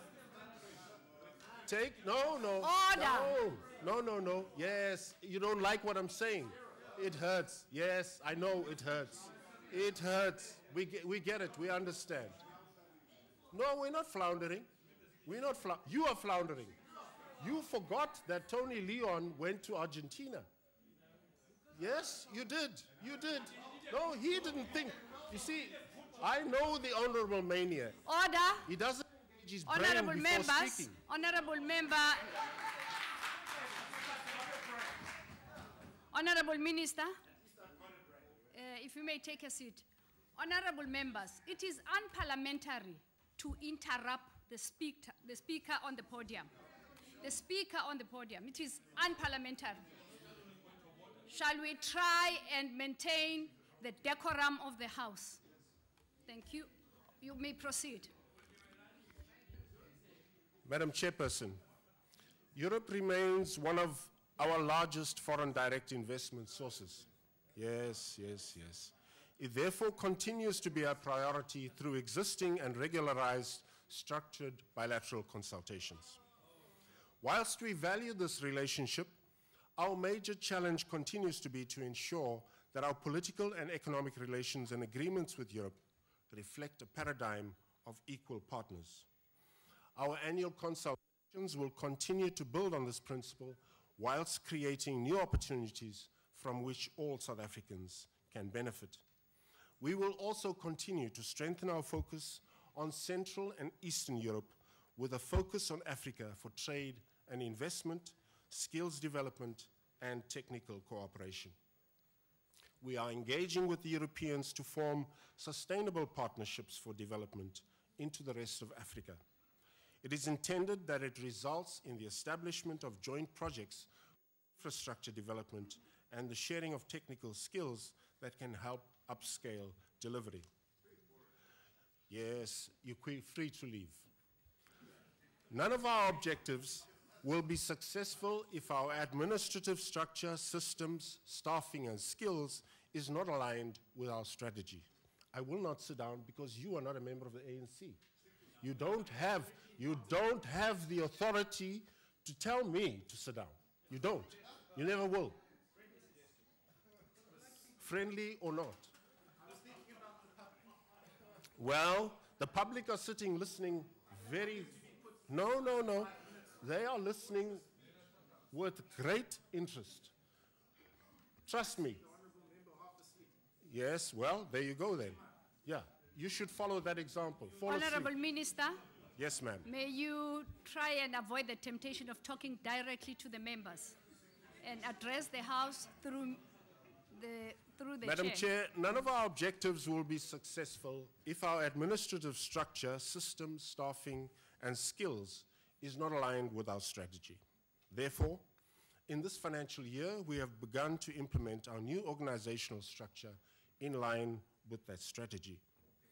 Building on a legacy of revolutionary diplomacy inspired by, amongst others, the late O.R. Tambo, Johnny Makatini, Dulcie September, and now Ruth Bompati, our diplomatic academy continues to train our diplomats in political diplomacy, cultural diplomacy, and conflict resolution. Honorable Member, your time is up. Thank you.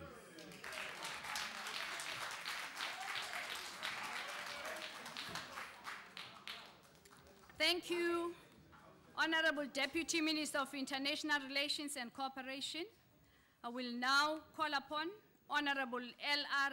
Mbinda from PAC.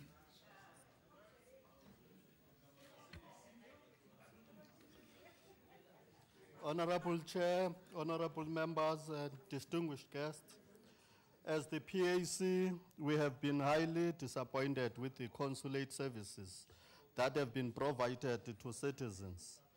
Lacking on critical moments, like when we experienced the death of 168 citizens who were crushed by the temple in Nigeria.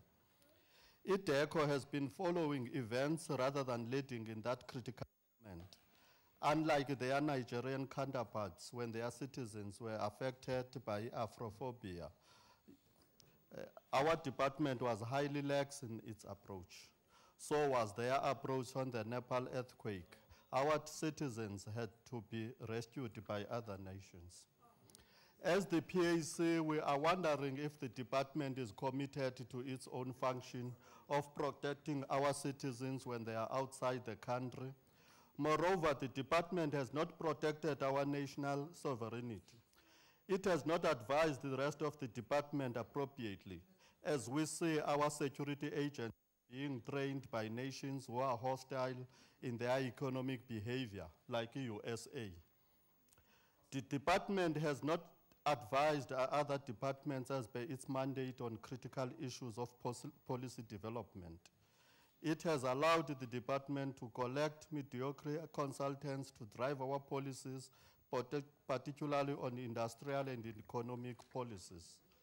As a country, we have lobbied and successfully attained the seat to lead the African Union through Nkosazana Zuma, but we seem not to have an agenda of unifying Africa. The agenda seems to be in the interest of foreign than collective interest of countries of Africa.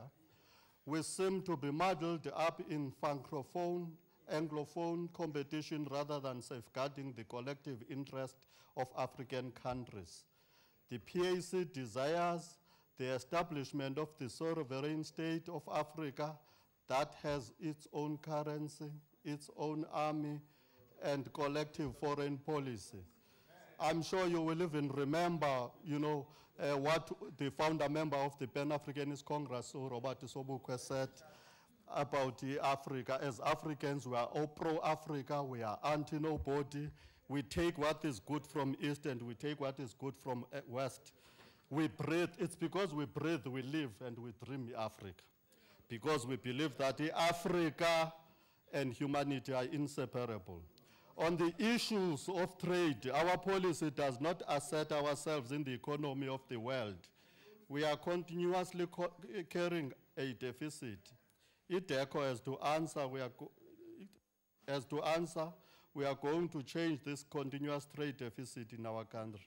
We cannot be a nation to continuously destroy their values and create value for other nations instead Honorable of our Member, values. may you round up? On working together with the world as the PAC, we continue to say that the multilateral platforms do not favor our country or the African continent. It favors the world. We need to be aggressive in our pursuit for a Security Council seat for Africa. Furthermore, it is not acceptable that we continue to be bench sitters of financial change institutions like IMF and World Bank. Our involvement in the BRICS Bank is in the right direction, but it is still way behind what we must do. Honorable Chair, we support the vote on the basis of promoting Pan-Africanism.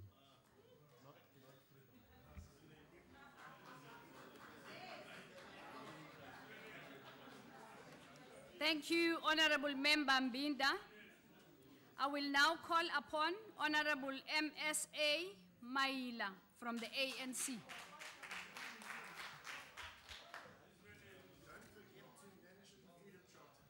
Honorable House Chairperson, Honorable Minister, Honorable Deputy Ministers, Honorable Members of the House, distinguished guests. As the ANC, we support the budget as presented by the department. The department has embarked on a number of mitigating and cost-saving measures in order to achieve its strategic objectives, even though there have been some budget cuts. This is a sign of true leadership, something which can only be learned from the ANC. My focus will be on the place of South Africa within the South-South relations and the New World Order. In expounding the Freedom Charter's ideal that there shall be peace and friendship, the 1969 ANC Morogoro Consultative Conference had this to say, and I quote, "Democratic South Africa shall take its place as a member of the OAU and work to strengthen Pan-African unity in all fields. our country will actively support national liberation movements of the peoples of the world against imperialism, colonialism, and neo-colonialism. Diplomatic relations will be established with all countries, regardless of their social and political systems, on the principles of mutual respect for each other's independence, sovereignty, and territorial integrity. Out of this was born the idea of strengthening relations with the countries of the South and in other parts of the world. These are countries who have been historically marginalized by the West. These relations are intended to create political, economic, and social convergence for the fight against poverty and underdevelopment. The strengthening of the South-South relations will also result in a lesser and lesser dependence on the Bretton Woods institutions and a likelihood of creating an alternative to the Washington Consensus. Commitment to strengthen South-South relations is evidenced by the country's contribution to the fortification of global South multilateralism. This is shown by our participation in organizations like the Non-Aligned Movement, G77 plus China, New Asia-Africa Strategic Partnership, IPSA, and BRICS. South Africa's membership of BRICS, which was not fully understood by some in our country, is a major success of our efforts to strategically position ourselves as one of the key catalysts for broader South-South relations. Support of the country's membership of BRICS is expressed by the 53rd National Conference, January 8 statement, and the State of the Nation address. The BRICS Summit in Durban resolved for the establishment of the BRICS Development Bank with headquarters in Shanghai and the presidency rotating amongst BRICS member states. There will also be a center in Africa situated in Johannesburg, which will focus on issues important to Africa and to the continent's developmental goals. The bank is expected to start lending in 2016. This will shake the arrogant conservative global finance regime. South Africa's forum with India and Brazil, IPSA, celebrated 10 years of existence in 2013 and remains a solid platform for driving our South-South cooperation agenda. South Africa commenced with its chairperson of the G77 plus China in January 2015 and will lead the negotiations on behalf of developing countries regarding the post-2015 development agenda. 2015 marks the 70th anniversary of the formation of the United Nations. South Africa will play a leading role within the G77 plus China to ensure that the celebrations are used as a platform to highlight the need for reform of the United Nations Security Council and other global governance structures. South Africa has served as co-chair of the G20 Development Working Group since its establishment in 2010.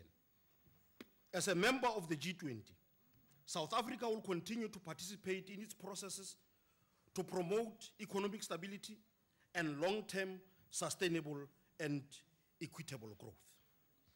The Forum of China-Africa Cooperation, FOCAC, is a multilateral instrument through which China provides development assistance and support to African countries. As co-chairs, South Africa has been working closely with China over the past 3 years to ensure implementation of the 5th FOCAC Beijing Action Plan. In this regard, South Africa will be hosting the 6th FOCAC Ministerial in 2015. The emergence of China as the second largest economy after the USA has drastically changed the global economic pecking order. DERCO has done a tremendous work as a scout of the Republic to bring major returns through facilitating bilateral relations with various nations of the world. Throughout these debates, we have been referring to the resolutions that we took in the 53rd National Conference because we have a vision of where South Africa must go. 3 weeks ago, or so, the DA held its national conference. There isn't a single resolution that they can brandish All that they are brandishing is that they came from a conference with a young black male priest as their leader. And, you know, you can run, but you can't hide, because we are watching you. We know that the real leader is not Honorable Maimane, but it's Honorable Salf who will be driving, who will have the steering wheel from the back. You know, it is very sad that Honorable Maxine had to disown a product that she contributed so much to. However, I'm not surprised. It is because of the environment she operates from, which is a semi-military setup which is not tolerant to democratic principles. So I'm not surprised. The ANC supports this budget.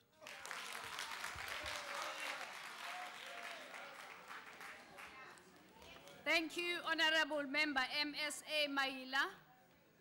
I will now call upon Honorable Member NT Godi from APC.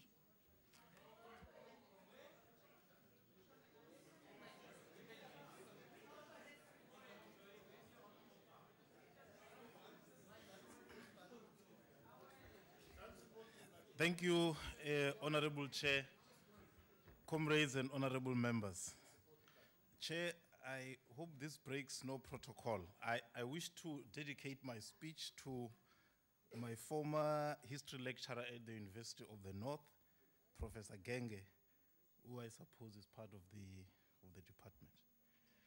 We want to stress the Pan-Africanist basis and progressive internationalist outlook of our foreign policy. South Africa must be commended for continuing to play a positive role in Africa, peacemaking, peacekeeping, and economic development. We remain concerned about the situation in South Sudan, Libya, DRC, Mali, Burundi, Somalia, Nigeria. Africa needs peace and security for socio-economic development. Efforts must continue to be made to strengthen the African Union to be able to influence the course of peace throughout the continent. Only Pan-African unity and solidarity can guarantee Africa's development. We are therefore concerned, Comrade Minister, about the poor management of the African Renaissance Fund, which is South Africa's instrument of Pan-African solidarity. We are worried that the hand of consequence management is weak. Officials responsible for financial misconduct must be held accountable. The APC supports the progressive positions of our country on matters of international significance. We rejoice at the prospect of Cuba being freed from the illegal strangulation of the USA.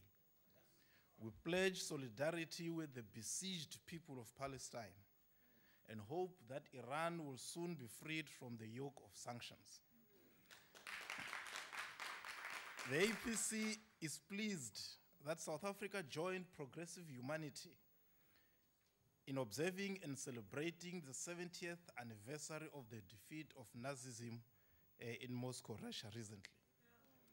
The APC believes that Russia, a country that observes international law and norms to the letter, deserves to be treated justly and fairly. We condemn the sanctions imposed on Russia. The Russian position on Ukraine is correct. Her interests must be recognized and respected. It, however, appears that there is a growing realization that Russia and President Vladimir Putin will not bow to the dictates of the self-appointed policemen of the world. The APC believes that we must consolidate and advance our relations with our BRICS comrades and other progressive countries. The APC supports the budget vote of the department.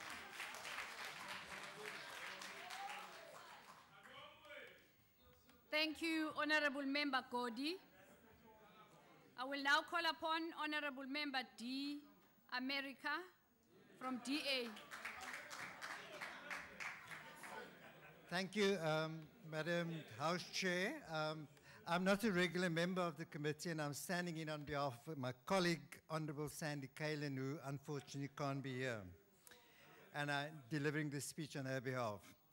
I'm sorry that I cannot be here in person to deliver this budget speech because I'm currently at the 6th annual ordinary session of the Pan-African Parliament in Midrand.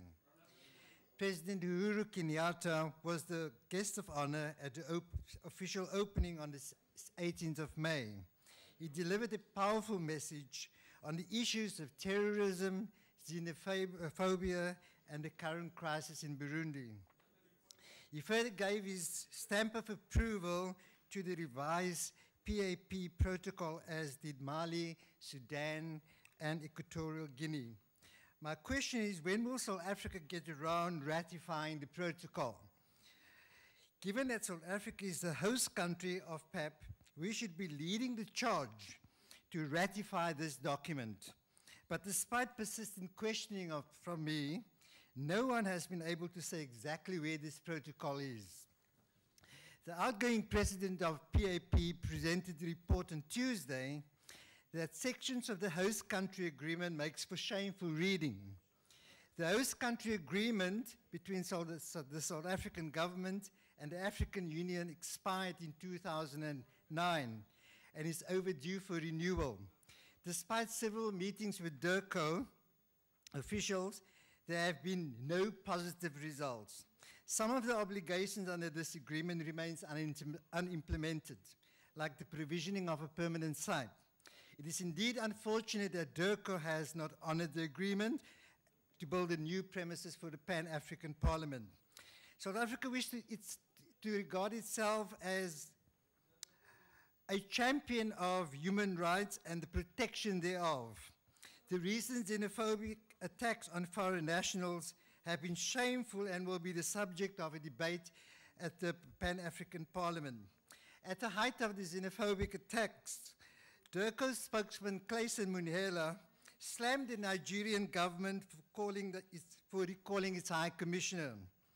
The Minister in the President, Honorable Jeff Radebe, distanced himself from the statement saying South Africa enjoys cordial relations with Nigeria, and this is not South Africa's position.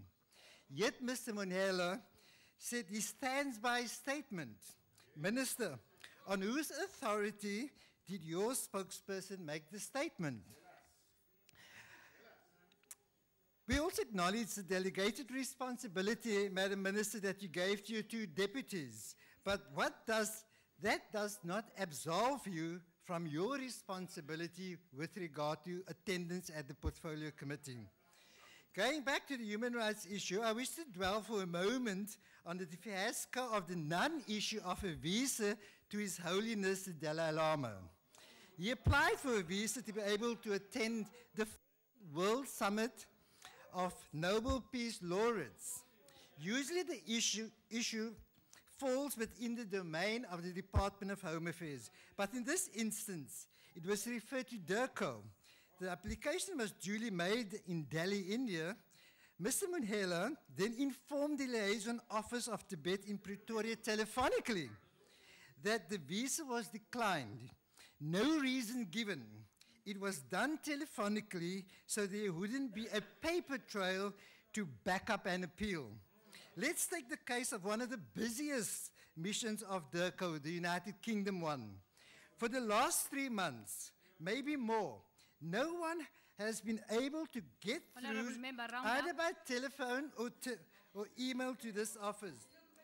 There is a huge backlog in respect of every service the mission offers. Again, Mr. Munhela says it is due to technological challenges, problems. In this day and age, technology, especially in a first world country, can be resolved in a matter of hours, not months. Madam Minister, if the UK and Indian missions are anything to go by, then your grand one-stop shop plan has crashed. I also, Madam Minister, I wish to ask whether you can shed any light on the interruption of the diplomatic bags from overseas missions to South Africa. Since South Africans in Chicago and Vienna are informed that it will take up to 6 months to finalize their applications for passports and visas. In conclusion, Europe remains South Africa's main strategic Honourable trading Member, bloc. your time is Dirk up. acknowledges this, yet ANC speakers in many debates Order. never miss an opportunity to Order. decry the so-called Honourable Member, colonial order. masters. Honourable Member, order. Your time The is up. day. Your Thank you, time ma'am. is up.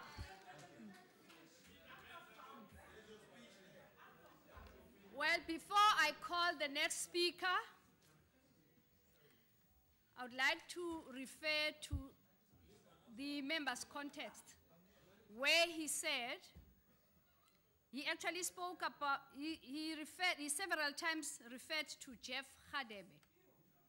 It is disrespectful to refer to an honorable minister without referring to him as an honorable minister.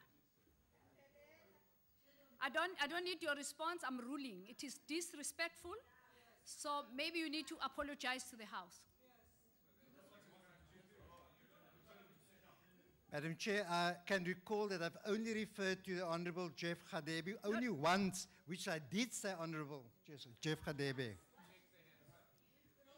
Honorable Member, I was sitting here, I listened to you saying Jeff Radebe.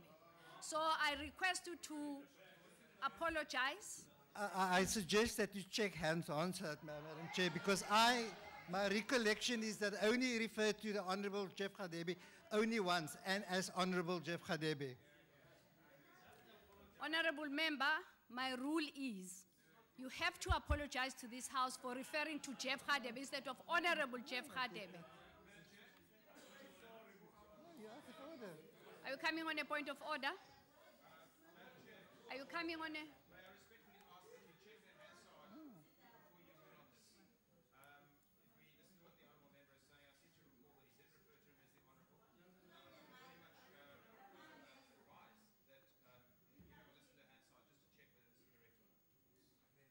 And then rule.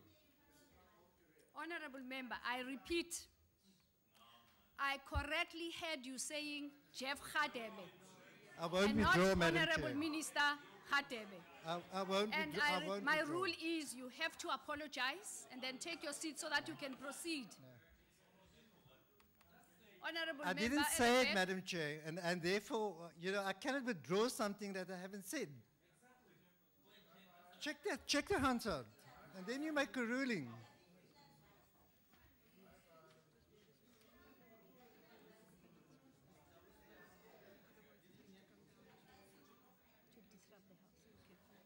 Honorable Member at the back.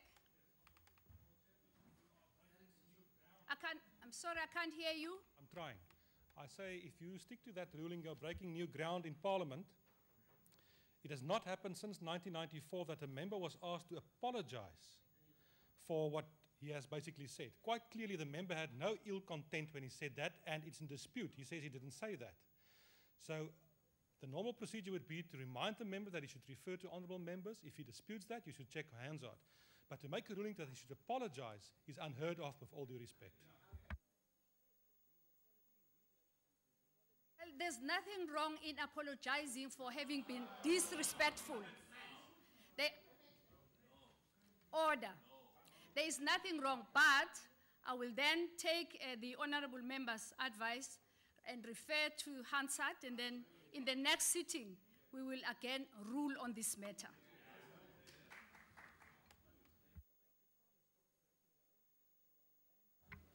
I will now call upon Honorable Member B.A. Radebe from the ANC.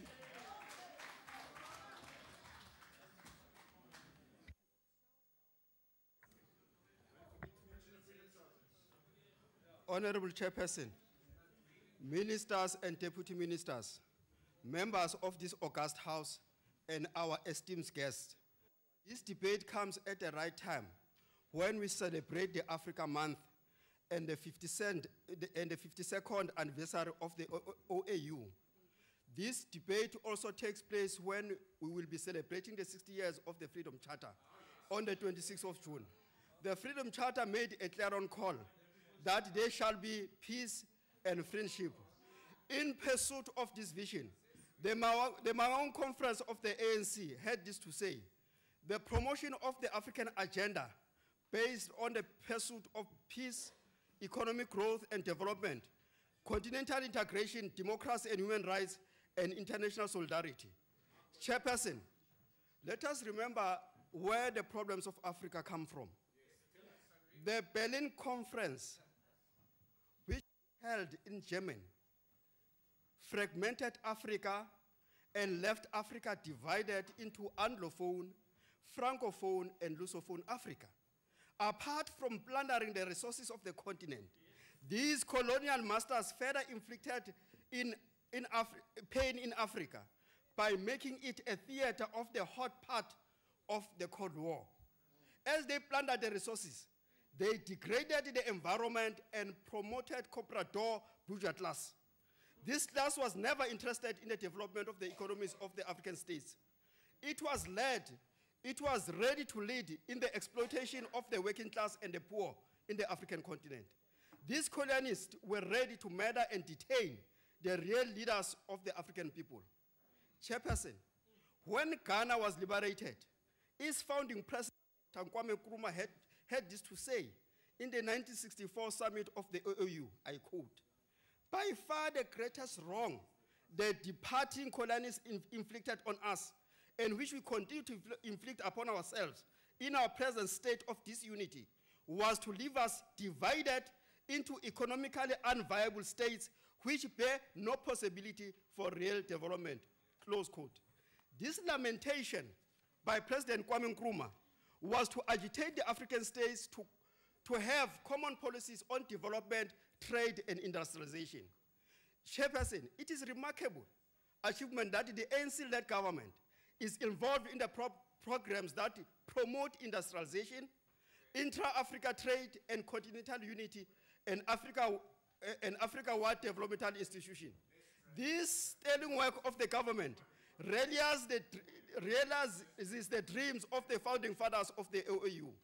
Of course, Chairperson, this call of Dr. Kwame Nkrumah was a call for the unity of Africa. His dream was of a united, strong Africa, which is encapsulated in the AU Agenda 2063, which stated that in Aspiration 1, the desire to have a prosperous Africa based on an inclusive growth and sustainable development, close quote.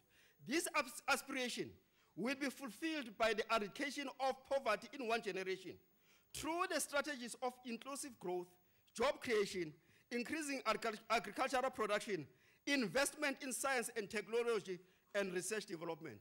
We know that as this country, the founding father of apartheid, Verwoerd, was very adamant that the African people must never learn the skills of science and technology so that they can remain forever the slaves in this country. So this thing didn't occur only here.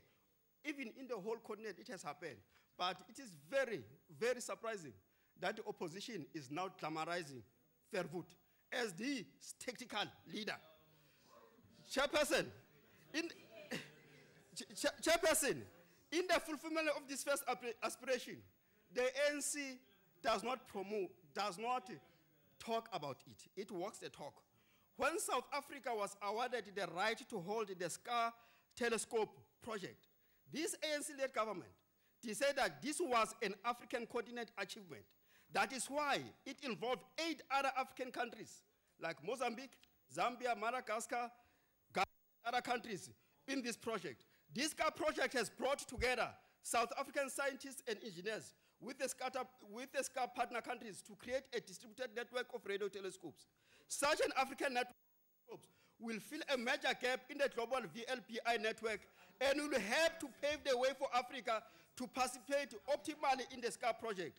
This will also help to develop curricula for astronomy and astrophysics courses and will provide research topics for graduate students of Africa. This project is supported by the African Renaissance Fund of DERCO in the tune of 120 million. So really, this department is undoing what the colonial masters has done all these years. This shows that this department is integrating the continent in the technology, innovation, and research and development. This transitional project of SCA will have made Dr. Nkrumah Nkrumah a true prophet, as he predicted that as the liberation of the African continent started from the north of Africa, its economic emancipation will come from the south. So this ANC-led government has really been true to the values of the founding fathers of the OAU. Chairperson, this ANC-led government through DERCO has championed the continental integration through the creation of tripartite free trade area, through the integration of 3 regional economies, that is the EAC and COMESA, which will involve 26 countries with a total population of 600 million people and a combined GDP of $1 trillion US. Once established, the tripartite free trade area will contribute to the economies of scale, the building of new distribution channels, value addition and manufacturing in Africa. The department emphasizes that one of the key areas is to stimulate regional economic development, has been the finalization of the SADC Regional Infrastructure Development Plan, which will focus on the following 6 priority areas: energy, transport, ICT, water, tourism. As we speak now, from the Kampala AU Summit, the leaders of Africa had appointed President Zuma to be the champion of the infrastructure development project in the whole of the continent. That's why today, with the fragmentation which the colonies left behind, because of what Nkosazana Zuma has done, as she arrived in the AU, the EAC has had a joint venture of creating a cross-border mega project, which involved a railway line from Mombasa to Nairobi, which will eventually extend to Kampala in Uganda, Juba in South Sudan, and Kigali in Rwanda. This rail system is part of an integrated development plan for East Africa that will include expanded airports, highways, and port facilities. The Kenyan President, Uhuru Kenyatta, estimates that the Nairobi-Mombasa rail link alone will raise Kenya's GDP by 1.5%. This is an example of a project which will promote intra-regional trade, with colonial masters thought will never happen. The funding of this project is coming from China, whereby the colonial masters ensured that the infrastructure was going to the ports. The China, as it intervenes in Africa, it is integrating the various regional economies within the African continent. So it is very important that we support this initiative which is taken by the AU, which is led by Nkosazana Zuma. Chairperson, in the SADC region, the ANC-led government has turned the master-servant relationship with its counterparts in the region by ensuring that the South African companies like Sasol do not extract raw gas from Mozambique, but also develop the gas fields and pass technology skills to the local population. Sasol is going to open the new gas-to-fields plant in the north of Mozambique in partnership with the Mozambican gas company of the state, and it will be matching the size of its Secunda plant. So unlike what was happening in the past, where South Africa was just taking from the other African continents, what it is doing now is to plant back the skills in that. So what is also very important, Chairperson, all these transitional major projects have attracted high-quality foreign direct investment in Africa. That is why countries like Mozambique are having high economic growth, which is in excess of 7% per annum. This was possible because of the sterling work done by the department in unifying Africa. That is why we call the House to support this budget vote of DERCO. Honorable Member, round up. Thank you, ma'am. What is very important here is that there are certain things which you cannot leave unattended. The first one, just like what Honorable Mkhalapa has said, he wants us to commodify diplomatic services. I think that this is capitalism went extreme. You cannot do that because of the work which is done by this, department. Pretoria or Tshwane is having the second largest number of embassies in the world after Washington. It's because of the widespread it is having. Point of order, Madam Chair. It is having in all the world. If you may take a seat. Madam Chair, reluctant as I am to interrupt this oratory, I see the speaker is down on the list for speaking for 10 minutes and he has exceeded that time. It's not a point of order. Sit down, honorable member. You may proceed, honorable member. Thank you, Chairperson. When the DA is going to call for the fact that the diplomatic corps is a dumping ground of the NC reject, it's a lie. Because I can make one example of the diplomat who was appointed by the NC, Comrade Nkosazana Honorable Zuma. member, your time is up. Comrade Nkosazana, as I said, the NC supports this budget vote. Thank you. Thank you. Thank you, Honorable B.A. Khatebe. I will now call upon the Honorable Minister of International Relations and Cooperation.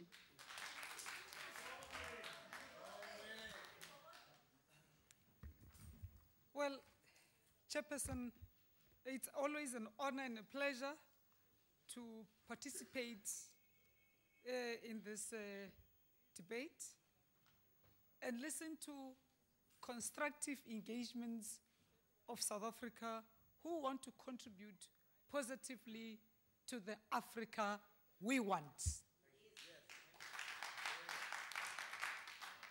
From Honorable Mahlangu about how DIRCO and the government of the Republic of South Africa should take care of the resources that this department needs in 2015 to continue playing the role we play. None of us is complaining about the volume of work. We arrive here at early hours of the morning and still make it here because we think working together, we can do more. The world respects South Africa. Respect is earned with good deeds, informed by our Freedom Charter. We cannot shy away from our history, Honorable Member. This is what helps us build our future.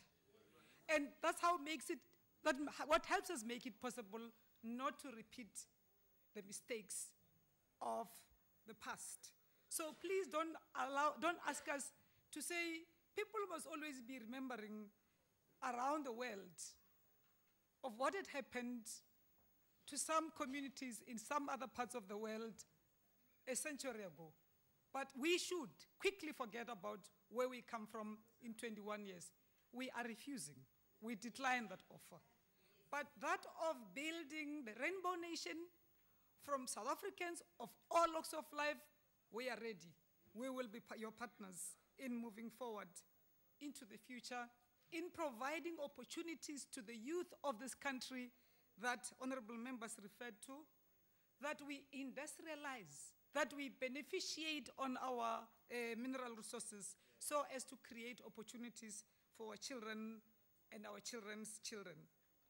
These things about balance of trade, foreign direct investments and all that, you need a conducive environment to do all that. South Africa will never be able to trade fairly with its partners if we do not radically transform the means of production in this country. We need to all agree that change has to come and has to come now. We create paths, as other members had said. When we have time, we will deal with Chairperson. We need to organize a workshop for Honorable Mainir.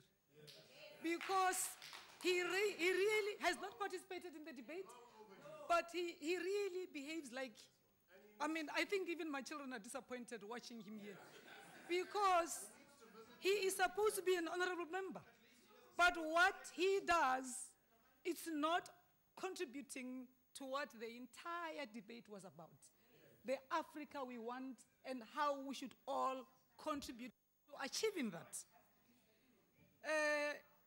Contribution to the white paper on consensus building in this country, it wouldn't have taken so much time if we were not seeking that consensus. But seeking consensus doesn't mean that everybody is going to agree.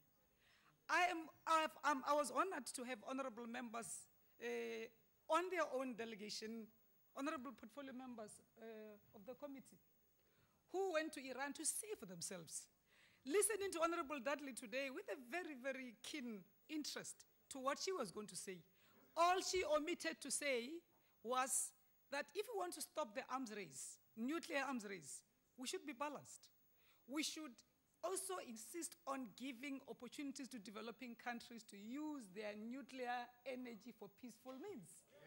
So that way people will understand what we are talking about, not be one-sided. Honorable Lokota, you spoke like an elder today. I listened with interest to what you said. All I can say with you is that, to say to you is that the world demands South Africa to contribute positively to what we can be contributing. So we cannot cut down on the missions we have. We said we will try to achieve much with less. We wish we had more resources to open missions in countries where we are needed today. Middle East needs us. Africa needs us to open more missions because it's our presence that makes a difference. I am very proud and honored that the department we serve, or serve South Africans through this department, as Honorable Godiet said, Honorable would continue, Minister, may you round up? Yes, will continue to champion leadership with consequence management. We will not run away from that. We will do just that so that we do not disappoint you. I'm very proud of these young people sitting in the room who contributed to our magazine, It's Your Voice, formerly known as The Diplomats, Sandile Mbanyele and Katlego Mtelembouf. You are the future diplomats, maybe future ministers of DICO, and you are shining examples of what we can achieve, the Africa we want. By 2063, I'll be around, but I'll be a veteran. But you will be there sitting on the forefront. I thank you very much, Honorable Chairperson. I wish I had more time. Thank you.